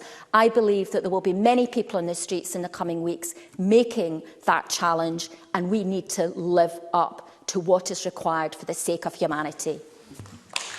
Thank you, Ms Parker. I now call Paul McLennan to be followed by Maurice Golden. Up to 4 minutes, please, Mr McLennan. Thank you, Deputy Presiding Officer, and thanks to the Scottish Government for bringing this forward, this important debate. I want to focus on the role of communities and our ambitions to be a net zero nation. A climate resilient Scotland requires urgent transformational action and must be done in a fair and just way that leaves no one and no community behind. And that's a line in the Government motion today. I had a meeting yesterday with a constituent, Philip Revel. He's a convener of the Scottish Communities Climate Action Network. He also, along with Rosie Harrison, leads ELCAN in my constituency, and that's East Lothian Climate Action Network. Philip was part of the Transition Town Network, which recognised 15 years ago the urgent need to change our way of life. He started sustaining Dunbar at that time with others, and I was a trustee at the time.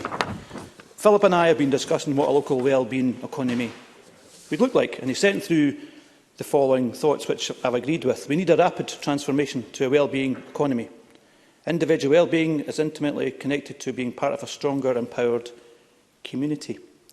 COVID demonstrated how small-scale community initiatives can spring up rapidly and have the agility, local knowledge and connections to quickly innovate solutions to meet local needs. In the same way, the new wellbeing economy can be built from bottom up. At a small scale, new ideas and approaches can be quickly prototyped and refined. Through networking, such approaches can be then picked up, adapted and replicated to bring about rapid transformation. Would the member take an intervention?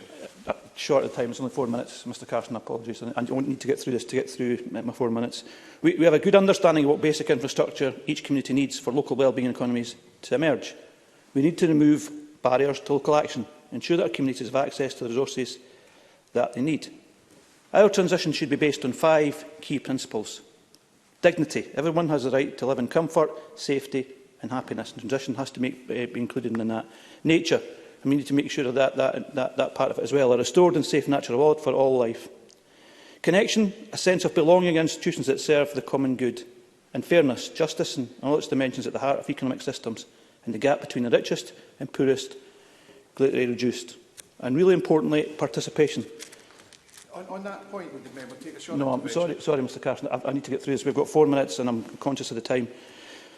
In participation, citizens are actively engaged in their communities and locally rooted economies. Relocalisation of our economy provides huge opportunities to achieve multiple goals and to provide numerous, meaningful and create livelihoods. Back in 2014, SCAN members distilled a vision of what a relocalised future would look like. Today, what do our communities need to act? Community organisations, the time of experienced and skilled development staff to engage and link across communities. We've heard about local energy economies, trusted, knowledgeable energy advisors to provide detailed, tailored advice on retrofitting homes. Local food economies, access to land, workspace for local food processing and distribution. And local enterprise, accessible and locally appropriate support focused on planning and development of social and community enterprise and community wealth building. Support networks. We need to support our local communities in changing and moving towards transition.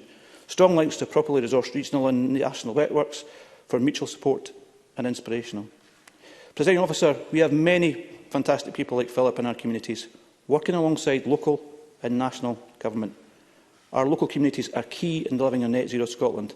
Let's support them as best we can in our journey. Thank you. Thank you, Mr McLennan. I now call Maurice Golden to be followed by Jackie Dunbar. Up to 4 minutes, please, Mr Golden. Thank you, Deputy Presiding Officer. The re-announced Circular Economy Bill is an opportunity to make serious progress towards net zero. And even if the bill itself is some time away, we must urgently explore the issues it should tackle, such as the growing problem of plastic pollution, which risks exacerbating climate change, weakening ecosystems and damaging economies. Just 2% of the plastic waste collected in Scotland is recycled here. So let's build a new plastic recycling facility to use our waste as a resource whilst providing green jobs. We can do the same for textiles. Scotland has no significant textile recycling facility, so again, let's build it. And we should also use more native fibres in our textiles industry. With the right help, our farmers can grow the relevant crops, such as nettles, and create a vibrant, closed-loop industry with a smaller environmental footprint. The new Textiles Innovation Fund is a welcome start, hopefully making up lost ground after the SNP's abandonment of Zero Waste Scotland's textile programme and the Love Your Clothes campaign. However, Deputy Presiding Officer, in our push for net zero, we must be alert to unintended consequences. The SNP have abruptly ended support for oil and LPG heating systems instead of phasing out support in good order, meaning those in fuel poverty are likely to suffer, especially those in rural communities where these heating systems are the only realistic option in the short term. The SNP are set to miss their fuel poverty target, having missed their previous one, so I would urge ministers to look again at this. Net zero must not come at the price of pushing people into fuel poverty. I would also urge ministers to consider raising the cap on floating offshore wind innovation projects with the Marine Scotland INTOG plan from 100 megawatts to 300 megawatts to ensure Scottish projects are competitive with those in England and Wales and are not disadvantaged in future contracts for difference auctions. I hope this point will be dealt with in the Minister's closing. Deputy Presiding Officer, this Green SNP coalition must work with others and admit it when their plan isn't working. For example, over two-thirds of their climate change policies are off track. Emissions targets failed 3 years running. Failure to meet 11 international biodiversity targets. A recycling rate worse now than 5 years ago. And instead of a landfill ban, this SNP Green coalition is just burning rubbish. Incineration capacity for household waste is skyrocketing towards 2.1 million tonnes a year. Perversely, if recycling increases, there might not actually be enough domestic waste left to burn.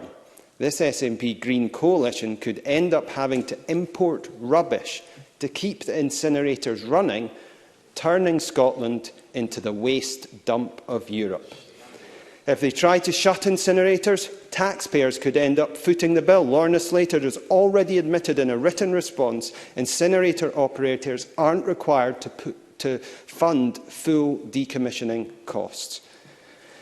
Deputy Presiding Officer, this coalition is proving worse than woeful on the environment. So how are the public supposed to believe there will be a just transition or that we will even reach net zero at all? Thank you, Mr Golden. I call Jackie Dunbar to be followed by Mark Ruskell. Up to 4 minutes, please, Ms Dunbar. Thank you, Presiding Officer. Taking action on climate change is the biggest challenge not only we as a Parliament face, but also our children and communities for years to come. We must act now to help minimise Scotland's contribution to climate change. We must restore as much nature and green space as we can and enhance our climate resilience in a just and fair way. As Glasgow hosts COP26, the spotlight will be on Scotland, and we should take this opportunity to highlight the steps we are taking to achieve net zero. The programme for government outlines our plans for achieving net zero, and we must ensure that we take bold steps to get there. We simply cannot wait any longer. We must act now, as there is so much at stake. Presiding Officer, as a Parliament, we should all be working within our constituencies to bring people along with us on our journey to net zero. Whether this is through the decarbonisation of transport links, as is currently happening by both First Bus and Stagecoach within my own constituency of Aberdeen Donside, to reducing heat loss from properties with the Scottish Government's Warmer Homes Scotland initiative, or free bus travel for the under-22s. We are also establishing a fair fares review, a bit of a tongue twister, of the discounts and concessionary schemes which are available on all transport modes, and consider options against a background where the costs of car travel are declining and public transport costs are increasing. Public transport should be affordable and accessible for all, and investments in our communities is key to help us achieve our goals. We also need to be taking steps to reduce our carbon footprint. Encouraging the use of active travel is of great benefit, and the Scottish Government are investing 10% of their transport budget in this. In our first 100 days, we've already established 12-month pilot projects to deliver free bikes to school-aged children who cannot afford them. These pilots will inform how the Scottish Government can roll out the scheme nationally. The Scottish Government has committed to maintaining the cycle repair scheme, ensuring that bikes remain in a roadworthy condition and helping to renovate old bikes to get folk back out on the roads. I probably won't be one of them, Presiding Officer. I'm not very good at riding a bike. This is a very welcome announcement as we seek to establish an active freeway network in Scotland, utilising existing local networks and linking major destinations with high-quality safe routes. I'm short on time, I'm sorry, I've only got the 4 minutes today. Renewables will play a key role in our move to net zero, and I welcome the Scottish Government's continued commitment to a green recovery, committing over £9 billion over the parliamentary term to environmental sustainability and the transition to net zero. By summer 2022, the Scottish Government will also establish a new global renewable centre, working with their international development partner countries to exchange knowledge and research in renewable technologies. There is also an ambition to increase the gigawatt output from our offshore wind turbines, enough to power over 8 million homes. And I just love seeing them from the beaches of Aberdeen. The first cycle of ScotWind leasing is underway, with new projects online later this decade. Presiding Officer, I can see that I'm just running out of time. So if I can just finish off, that the Scottish Government, Presiding Officer, on our move to net zero, we simply cannot leave anyone behind, whether that be our communities themselves or the industries that we work in. Our journey to net zero must be a just one, taking communities with us, engaging with them. Mr Barr, thank you. Sorry, we're very tight for time. Can I now call on Mark Ruskell, to be followed by Paul Sweeney? Up to 4 minutes, please, Mr Ruskell. Thank you, Deputy Presiding Officer. I want to focus my brief comments this afternoon on the global emergency that gets least attention, and that's the nature emergency, because it is a real supertanker of a crisis that first has to be slowed down and then turned around, while all the while climate change is accelerating many of the catastrophic biodiversity declines that we see globally. The full restoration of nature cannot happen overnight. It will require changes that unravel centuries of exploitation and degradation. Traditions will need to be challenged and transitions will need to be just. A clear vision backed up by legally binding targets, resources and new partnerships committed to delivering change on the ground is needed. But for years, meaningful action on the nature emergency has been in the too difficult to do box for many governments. Vested interests have resisted change, reforms have been slow or non-existent, agencies have often been too cautious, and the status quo has won out time and time again. So change is long overdue, but the agreement with the Green MSPs and the Scottish Government marks a fresh starting point for the regeneration and the recovery of nature. Setting those legally binding nature targets will be critical to drive the change further and faster, and they must reach across every area of government policy, from agriculture to fisheries, planning and beyond. And ahead of the Environment Bill that's coming to Parliament, it's critical that the boots on the ground start delivering today. There should be no delay in the action that's needed. The Nature Restoration Fund, secured by the Greens earlier this year in the budget, is already making a big difference and will be dramatically expanded with multi-year funding. And the demand is there for projects at a landscape scale that can truly deliver. Now, I visited in the summer RSPB's Inch Marshes on the Spey, and I was blown away by the diversity of wildlife there. But I was also struck by how reserves like Inch Marshes can be strengthened if they're part of much larger networks of linked habitats across catchments and regions. And regional land use partnerships have got a key role here. They need to be rolled out further. Yes, they need to be guided by local decision-making, but they also need crystal clear objectives to deliver on national targets for climate and nature. And growing these nature networks will be critical, from pollinator superhighways to farm woodland corridors, joining up fragmented habitats and embedding them in the national planning framework. Now, the commitment in the agreement to deliver 10% of the seas as highly protected marine areas, removing all damaging activities, will be very significant. But there remains a wider problem with the inshore that does need to be tackled. Capping activities which damage the seabed within 3 nautical miles is a step in the right direction. But if the evidence shows that this is not effective, then exclusion of dredging and trawling must be an option going forward. Marine protected areas must also be meaningful. They won't deliver as mere lines on a map unless they come with strong plans for management and enforcement. And aquaculture too needs major reform to address the multitude of environmental and animal welfare problems associated with it.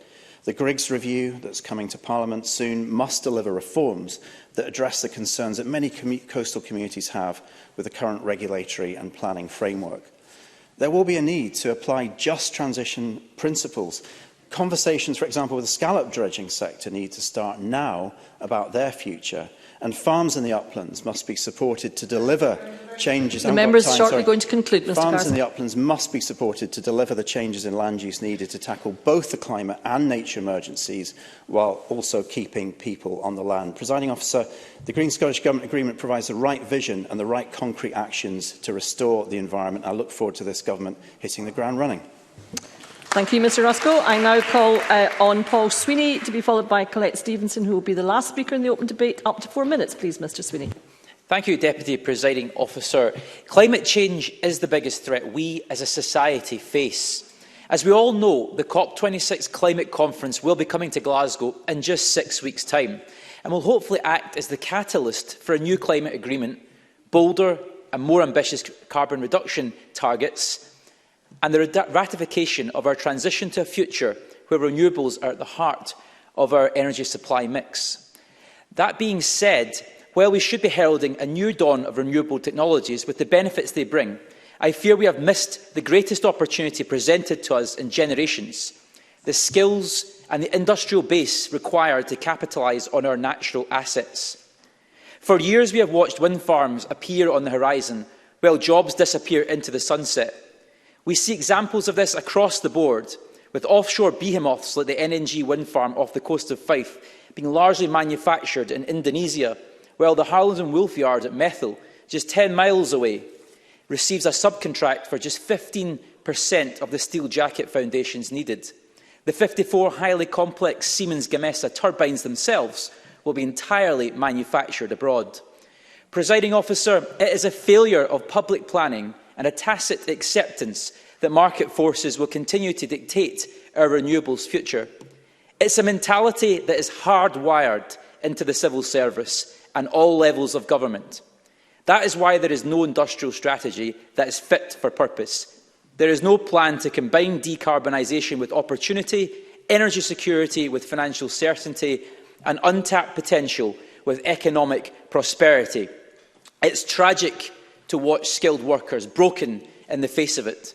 I witnessed it at the Calais Railway Works in Springburn just 2 years ago, and now Scotland, once the world's largest manufacturer of locomotives, has no domestic capability to build and maintain its own trains. Until we reach a point where we can genuinely say to everyone in this country that they will benefit from our transition to a green economy, we will fail to take them with us. It is why we need that state-owned energy company that the government promised before scrapping it, and it's why we need to stop offshoring industrial, manufacturing and technology contracts for renewables projects in Scotland.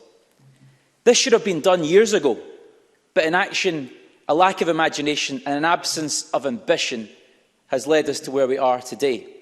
It's that lack of imagination that sees Transport Scotland and the Scottish Government in a position where they're about to blindly spend hundreds of millions of pounds reconstructing concrete M8 viaducts that have scarred central Glasgow for 50 years at the expense of new active travel routes in the city.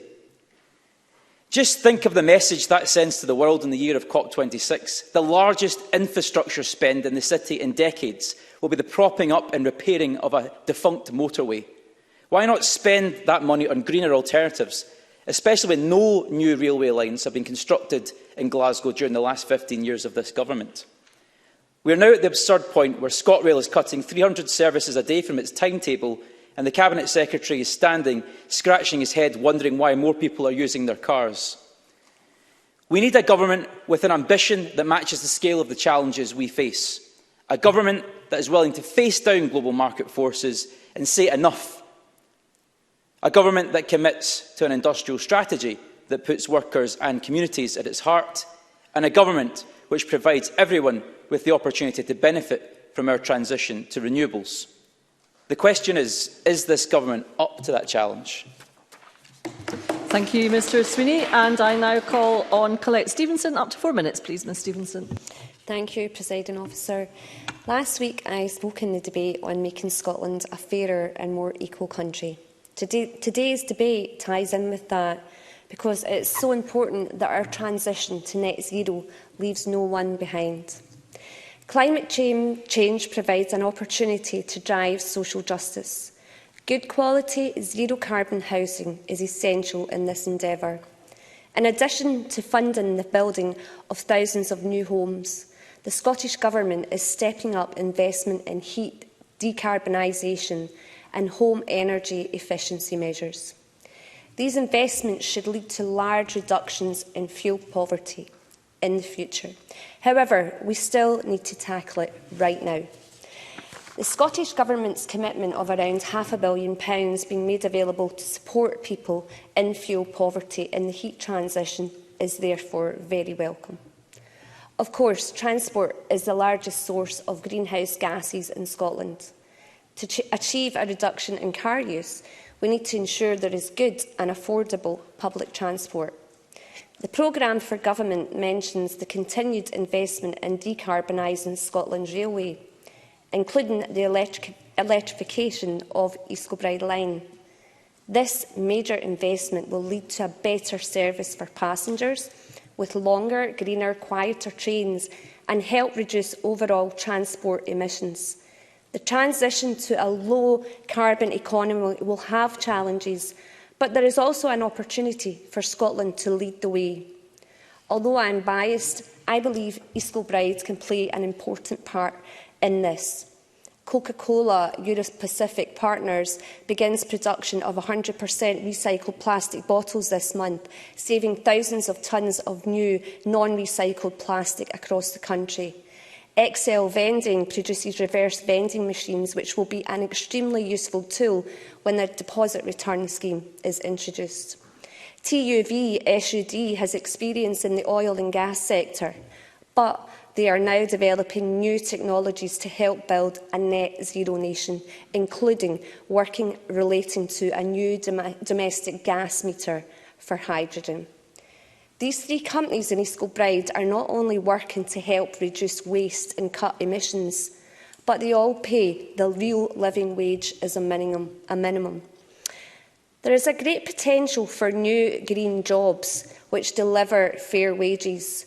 The Scottish Government's commitment to a Green Jobs Workforce Academy will, I hope, encourage more people to train or retrain and reap the benefits of a just transition which a just transition can bring.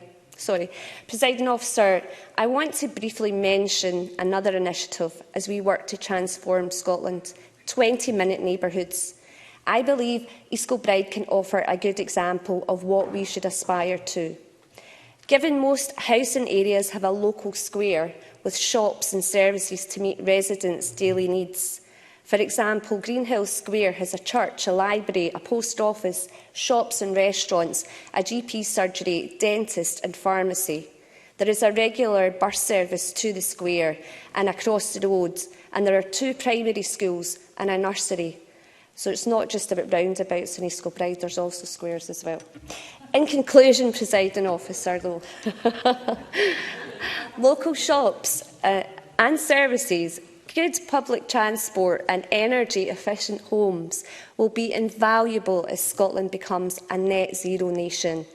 We are delivering lasting action to secure that future. And importantly, we will do it in a fair and just way that leaves no one behind.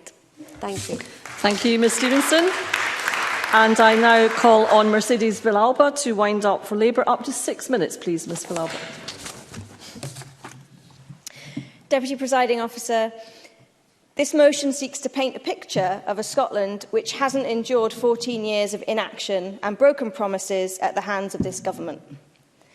In June, we saw the consequences of this continuing inaction from the Scottish Government. They failed to meet their own target on reducing greenhouse gas emissions, and they've allowed emissions from domestic transport to reach worryingly high levels.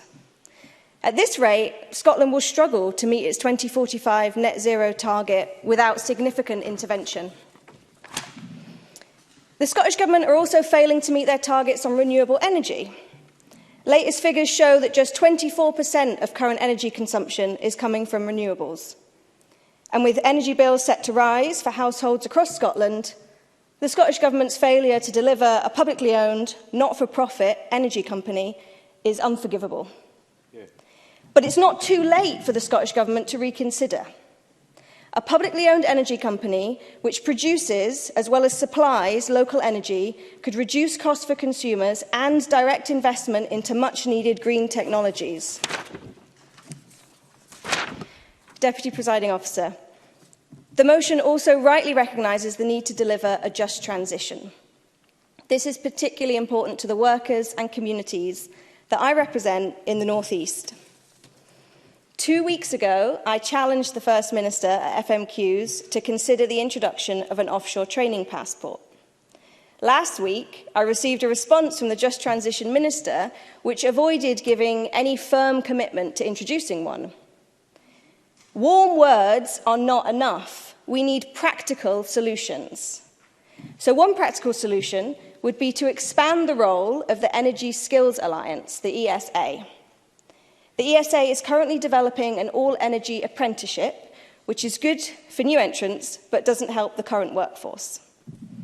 This work by the ESA suggests that standardised training for the energy sector is possible. So will the Scottish Government consider tasking the ESA with developing an offshore training passport as part of a wider all-energy training programme for the existing workforce? I don't know if anyone wants to intervene on that. On transport, do you? No. On transport, the Scottish Government... Well, because I asked a question, I thought I ought to give way if you wanted to answer. Could the member resume her seat if she's giving way, and I'll call the Cabinet Secretary? Yes. Could the member resume her seat? Sorry. Cabinet Secretary. I'm grateful to the member for giving way, and I recognise the important point she's making about the skills transition and the potential role that a skills passport can play in that. What I will do is I'll take away the very point that she's made about the ESA and the potential role that they could play in helping to inform this process and ensure she gets a detailed response to that from the Minister responsible for the just transition. Mercedes Villalba. Thank you very much. Sorry if I did that wrong. On transport, the Scottish Government's motion emphasises the need to reduce car dependency, but their current actions undermine this aim because Scotland's railways are set to face cuts to services below even pre-pandemic levels. And Scotland's bus network is still run for private profit, not the needs of passengers. And entire communities are being left facing cuts to routes and without reliable services. On top of that, they're set to spend millions on the M8 motorway just weeks before Glasgow is due to host COP26. Deputy Presiding Officer, the Scottish Government must do everything in its power to tackle the climate and biodiversity emergency. But the truth is, they aren't. They're missing their energy and renewable targets, and they're dragging their feet on delivering sustainable transport. Labour is offering constructive solutions, which is why our amendment calls for the creation of a publicly owned energy company. And it's also why I outlined a practical solution to help deliver a just transition for offshore oil and gas workers. So if the Scottish Government is serious about delivering the urgent action that's needed, they'll back the Labour amendment. Thank you. Thank you, Ms Villalba. I now call on Brian Whittle to wind up for the Conservatives. Up to 7 minutes, please, Mr Whittle. Thank you, Deputy Presiding Officer. I am delighted to be closing this debate on behalf of the Scottish Conservatives. I think, as I said last week, the climate emergency is one we just cannot ignore. I think when we're debating today, we must remember it is against the backdrop of an ever-increasing global population and that rising energy demand, the continued deforestation of our planet, the increasing pollution from burning of coals in countries such as India and China, as well as increasing pollution from discarded waste, such as the mountains of plastics we see in our seas and oceans. So, Presiding Officer, we should never forget that this is a global problem and that it requires collaboration on a global scale. The UK Government hosting COP26 in Glasgow is a huge opportunity for Scotland to showcase what can be done by leading by example.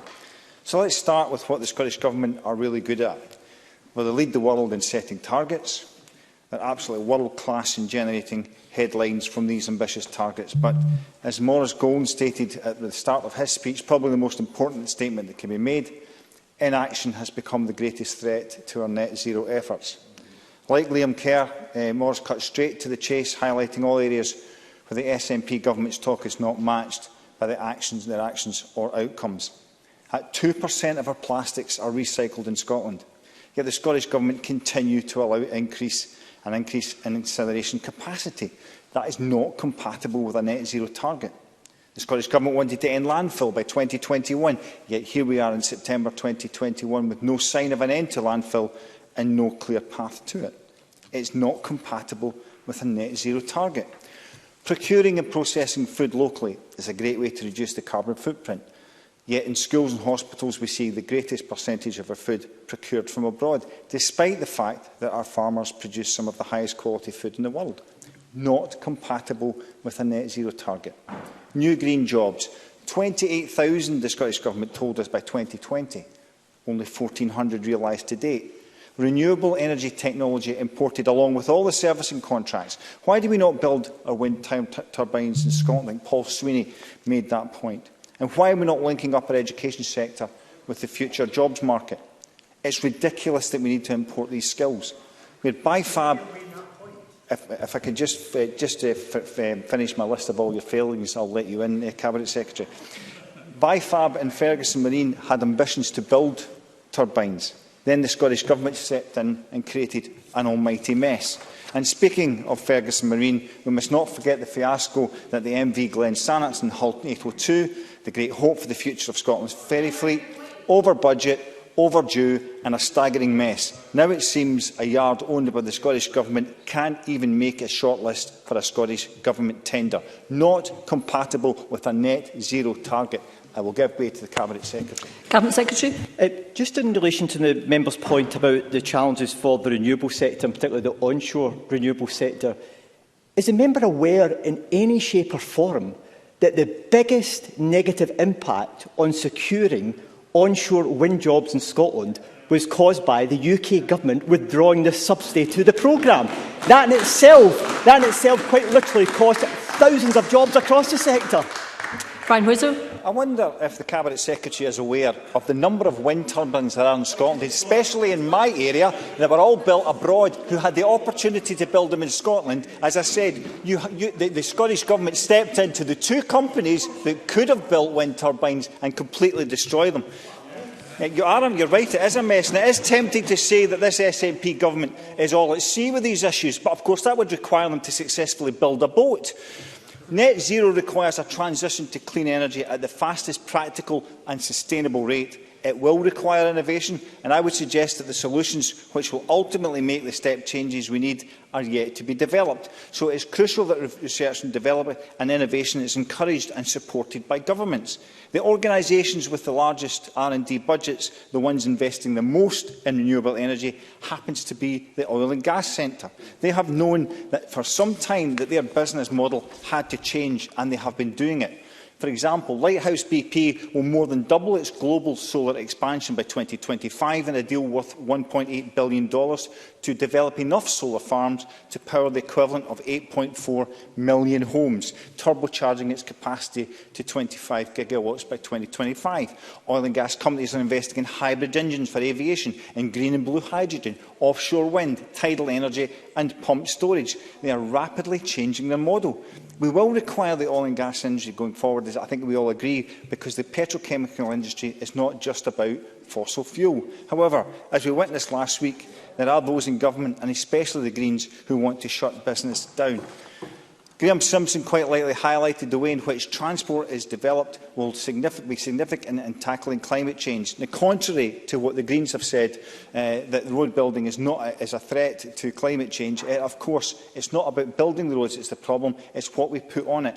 In fact, upgrading the South West infrastructure would have a significant benefit to the environment by taking all the heavy goods vehicles out of towns and villages, ensuring the journeys are much less stop-start and far more economical. What we should be doing is creating an electric hydrogen superhighway that connects the South West, including the port of Cairnryan, with the Central Belt to the north and the rest of the Great Britain to the south. The rail link from Ayr to Stranraer is woefully inadequate and is in desperate need of upgrading. But as Liam Kerr pointed out, there isn't even a rail link north of Aberdeen to Peterhead and Fraserburgh. So development of rural infrastructure is key to not leaving everybody behind. And developing that infrastructure, as well as essentially options for active travel, cycle routes, should be part of that plan. Now, the Greens should be the conscience of the Parliament, as they are across Europe. They are the ones who should be leading the critique of the Scottish Government's woeful record in their drive to net zero. Instead, they propose policies which only have a passing acquaintance with reality and present a risk to a genuinely sustainable green economic recovery. Not content with that, for the small price of a couple of taxpayer-funded ministerial positions, they are content to prop up an SNP government whose contribution to climate change is mostly hot air. Presiding Officer, there is so much positive change the Scottish Government could do to make a significant inroad against the climate change emergency. However, when outcomes are all that matter, and while the SNP Government continue to fall short, we will continue to call them out and put forward better alternatives. As JFK once said, leadership and learning are indispensable to each other. With their head-in-the-sand approach, the SNP have shown they have neither the capability to learn nor to lead. If we are to achieve net zero, this will have to change. Presiding Officer. Thank you, Mr Whittle. And I now call on Lawrence Slater to wind up for the Scottish Government. Up to 9 minutes, please, Minister. Thank you, Deputy Presiding Officer. And thank you very much to all the members for their excellent contribution to today's debate. I'll come back to as many of you as possible in the time available, although there were so many excellent contributions I might miss a few of you. Today's debate has reaffirmed the need for transformative action to address the twin crises of climate change and biodiversity loss. The crises are intrinsically linked. Climate change is a key driver of biodiversity loss, while a thriving natural environment has a vital role in removing carbon from the atmosphere. Both crises stem from stretching the Earth's systems beyond their sustainable limits. The same urgency that we attach to tackling climate change is now also needed to address the biodiversity crisis. Global reports have shown that the health of the planet's ecosystems is deteriorating faster now than at any time in history. Scotland's State of Nature reports highlights that 49% of Scotland's species have decreased in abundance over the past 20 years, and 1 in 9 species is threatened with extinction. Urgent action is needed. Please. Maurice Golden. Thank the Minister for taking an intervention. I think she makes a valid point around biodiversity loss and the failure of the SNP government to meet their own targets on this. Will the Minister commit to reducing and removing support from the SNP if the SNP Green Coalition also fails to meet biodiversity targets? Minister. Biodiversity sits within my portfolio, so you're welcome to hold me accountable in this chamber for our delivery on that matter. Urgent action is needed to address the drivers of biodiversity loss. We need to change the way we use and manage land to stop the damage to nature caused by intensive agriculture, over-exploitation and pollution, and reduce waste and excessive consumption. By taking action now, we can transform our country for the better. Protecting and enhancing our natural environment and our biodiversity is vital for our future economic prosperity and our communities' well-being. So many of the jobs... just let me finish this paragraph. So many of the jobs of the future rural economy depend on Scotland's nature being resilient and abundant. Scaling up peatland restoration, sustainable agriculture and tourism, planting more native woodlands, so-called nature-based solutions, can make a significant contribution to meeting Scotland's emissions targets. Nature is our ally, an essential ally in helping Scotland cut our emissions and create a low-carbon economy. I'll give way to the member. Finlay Carson. I thank the Minister for giving way. Firstly, I must state that the Scottish Conservatives consider wind power should form part of our future energy generation. That said, in recent months in Dumfries and Galloway, despite 13 wind farm applications being rejected by local communities, 9 were then approved by the Scottish Government, with only 4 objections upheld. These applications received over 1,900 objections. Mr Carson, could you come to your question, please? So, given your comments on community well-being, can I ask the Minister, are there enough wind farms in Galloway, yes or no? Minister. I can't comment on specific applications in a specific area. We do want wind energy to be part of the mix for our sustainable future, absolutely. carrying on with my speech on biodiversity and the nature recovery. Investing in solutions for our nature recovery will create sustainable employment and innovative business opportunities. There are potentially thousands of green jobs and skills opportunities to be developed and realised. These are particularly relevant for remote, rural and island communities. It is essential that we are investing in our education and skills systems to ensure that we are well placed to take full advantage of the opportunities that are arising. And that's why we are taking forward a root and branch review of land-based education to identify opportunities to promote the excellent career opportunities in our land-based sectors.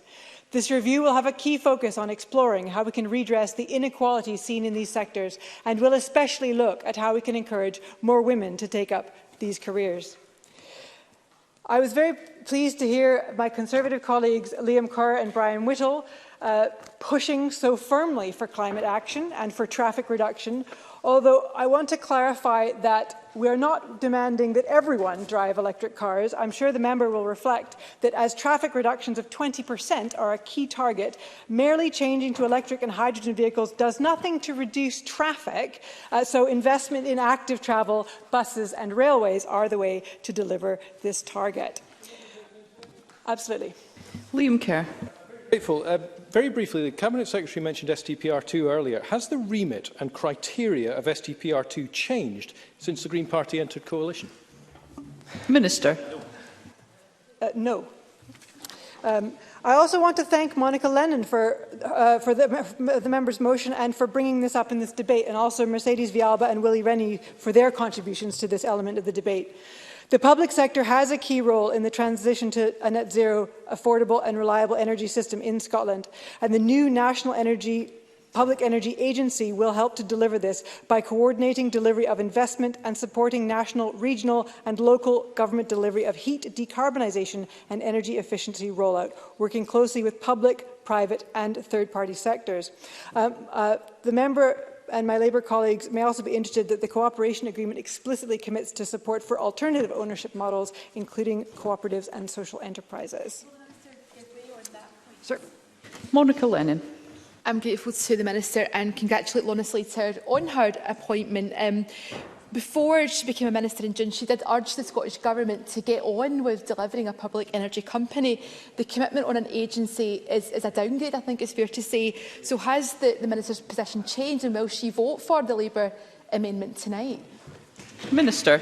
The Scottish Government recognises that there has been a significant change in the wider policy landscape and the energy market in recent months. The climate emergency has been announced. We've set new ambitious net zero targets, and the energy market has been hit by multiple supplier failures, rising consumer debt, volatile energy prices, so a different approach is required.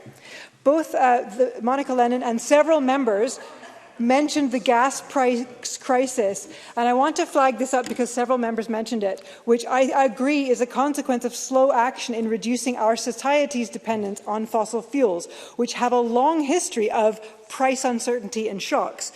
We need in Scotland locally generated, reliable sources of energy. It is unfortunate that Conservative Prime Minister Theresa May in 2015 ended market support for offshore renewables, such as tidal energy. Tidal energy is predictable, reliable and eternal. Thanks to that stop and support, Scotland is now 6 years behind where we could have been in building and installing tidal turbines in Scotland. The programme for government commits to investment in marine renewables with the intention of having reliable long-term supply of energy in Scotland. I want to thank both Fiona Hislop and Mercedes Villalba for their comments on skills, and under my portfolio in green skills, I'm interested in looking into offshore passports. They're on my radar, and the other elements of the skills programme that you mentioned.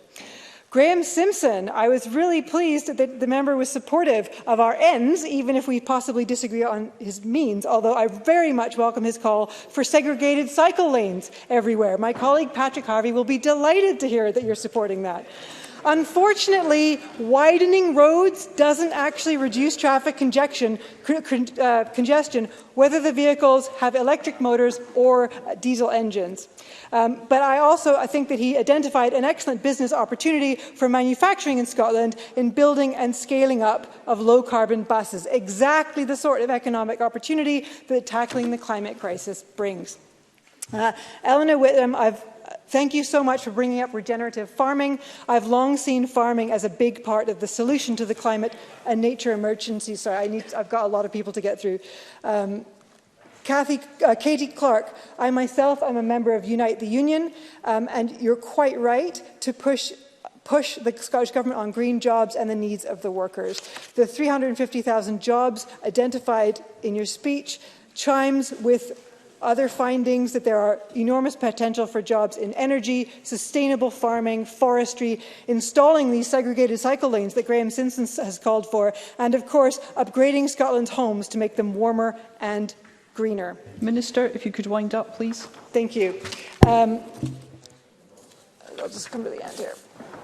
While the challenges before us remain, there are real and lasting opportunities for Scotland to grasp in finding practical solutions to tackling the twin crises of climate emergency and the nature emergency. This will require a whole government, and I would argue a whole parliament approach. And the reward for doing so will be a greener, fairer Scotland with the natural environment truly at the heart of Scotland's prosperity. Thank you, Presiding Officer. Thank you.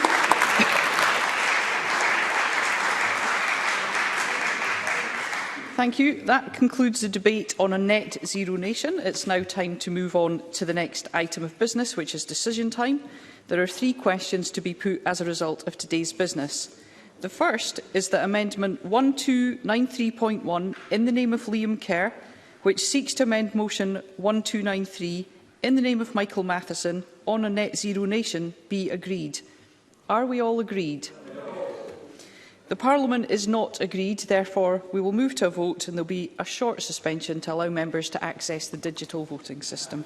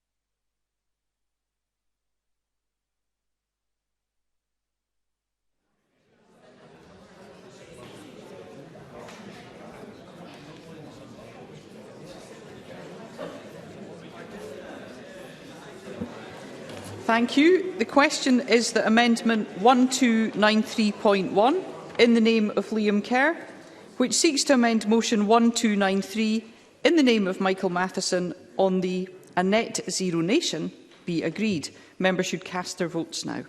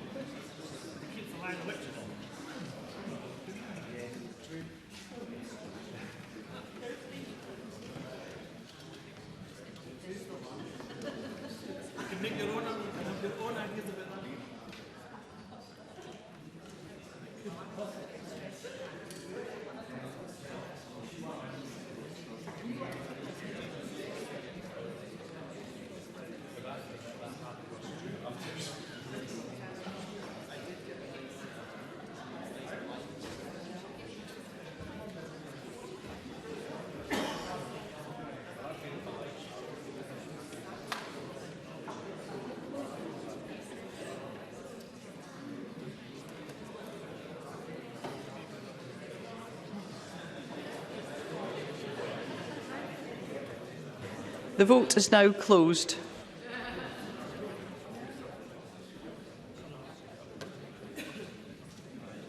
I call Michael Matheson for a point of order. Thank you, Presiding Officer. Unfortunately, the app didn't work on this occasion. I would have voted against the amendment. Thank you. We'll ensure that is recorded, Mr Matheson.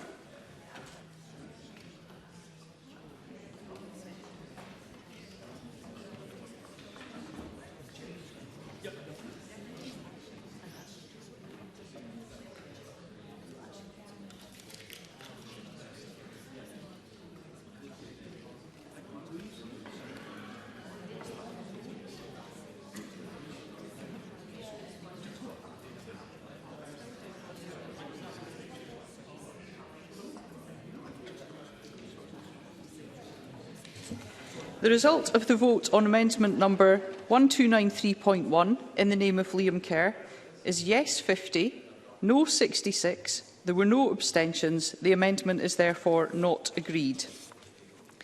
The next question is that amendment 1293.3 in the name of Monica Lennon, which seeks to amend motion 1293 in the name of Michael Matheson on a net zero nation, be agreed. Are we all agreed? No.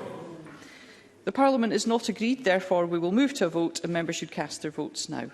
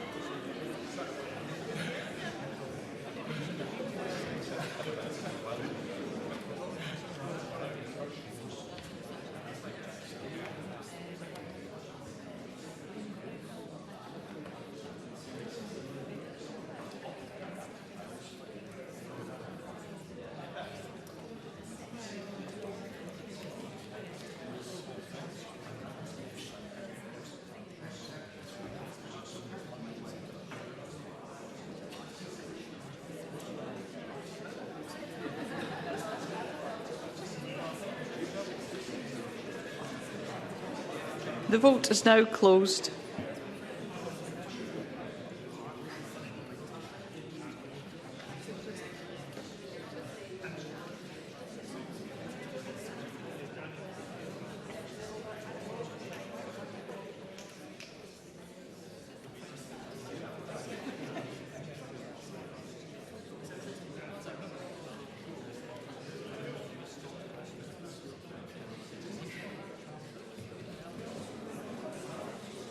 The result of the vote on amendment number 1293.3 in the name of Monica Lennon is yes 19, no 97. There were no abstentions. The amendment is therefore not agreed. The final question is that motion 1293 in the name of Michael Matheson on a net zero nation be agreed. Are we all agreed? No. The Parliament is not agreed, therefore we will move to a vote. Members should cast their votes now.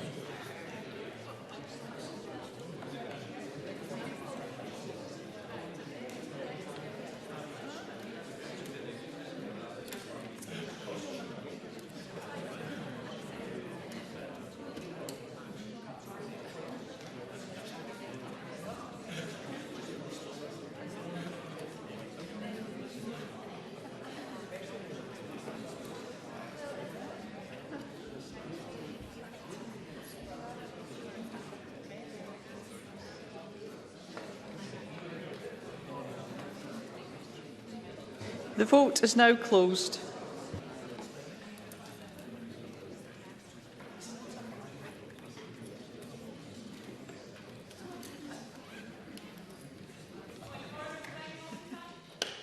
Point of order, Gillian Mackay.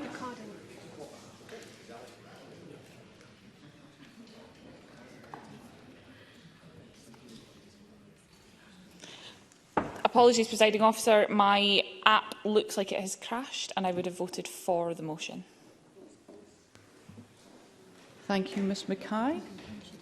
Oh, we can confirm that you did vote. Thank you.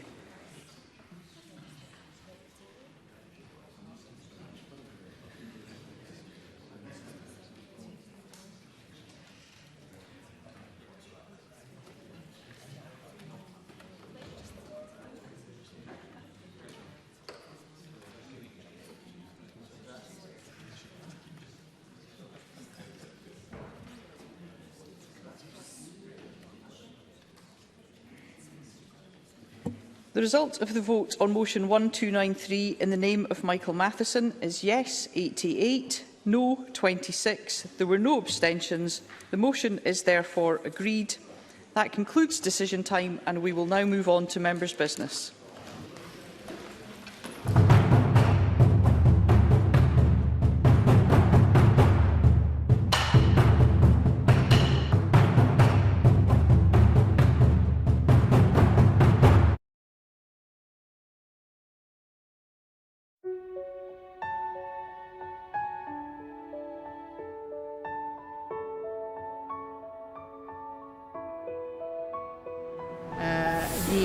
The Catalans, the Basques, the Galicians in the Basque.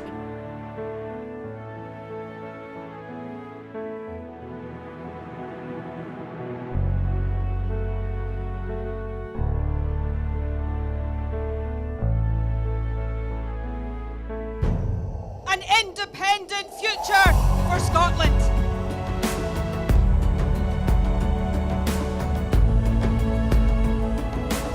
How quickly do you think a referendum can be arranged? Best practice demands that it should be 6 months.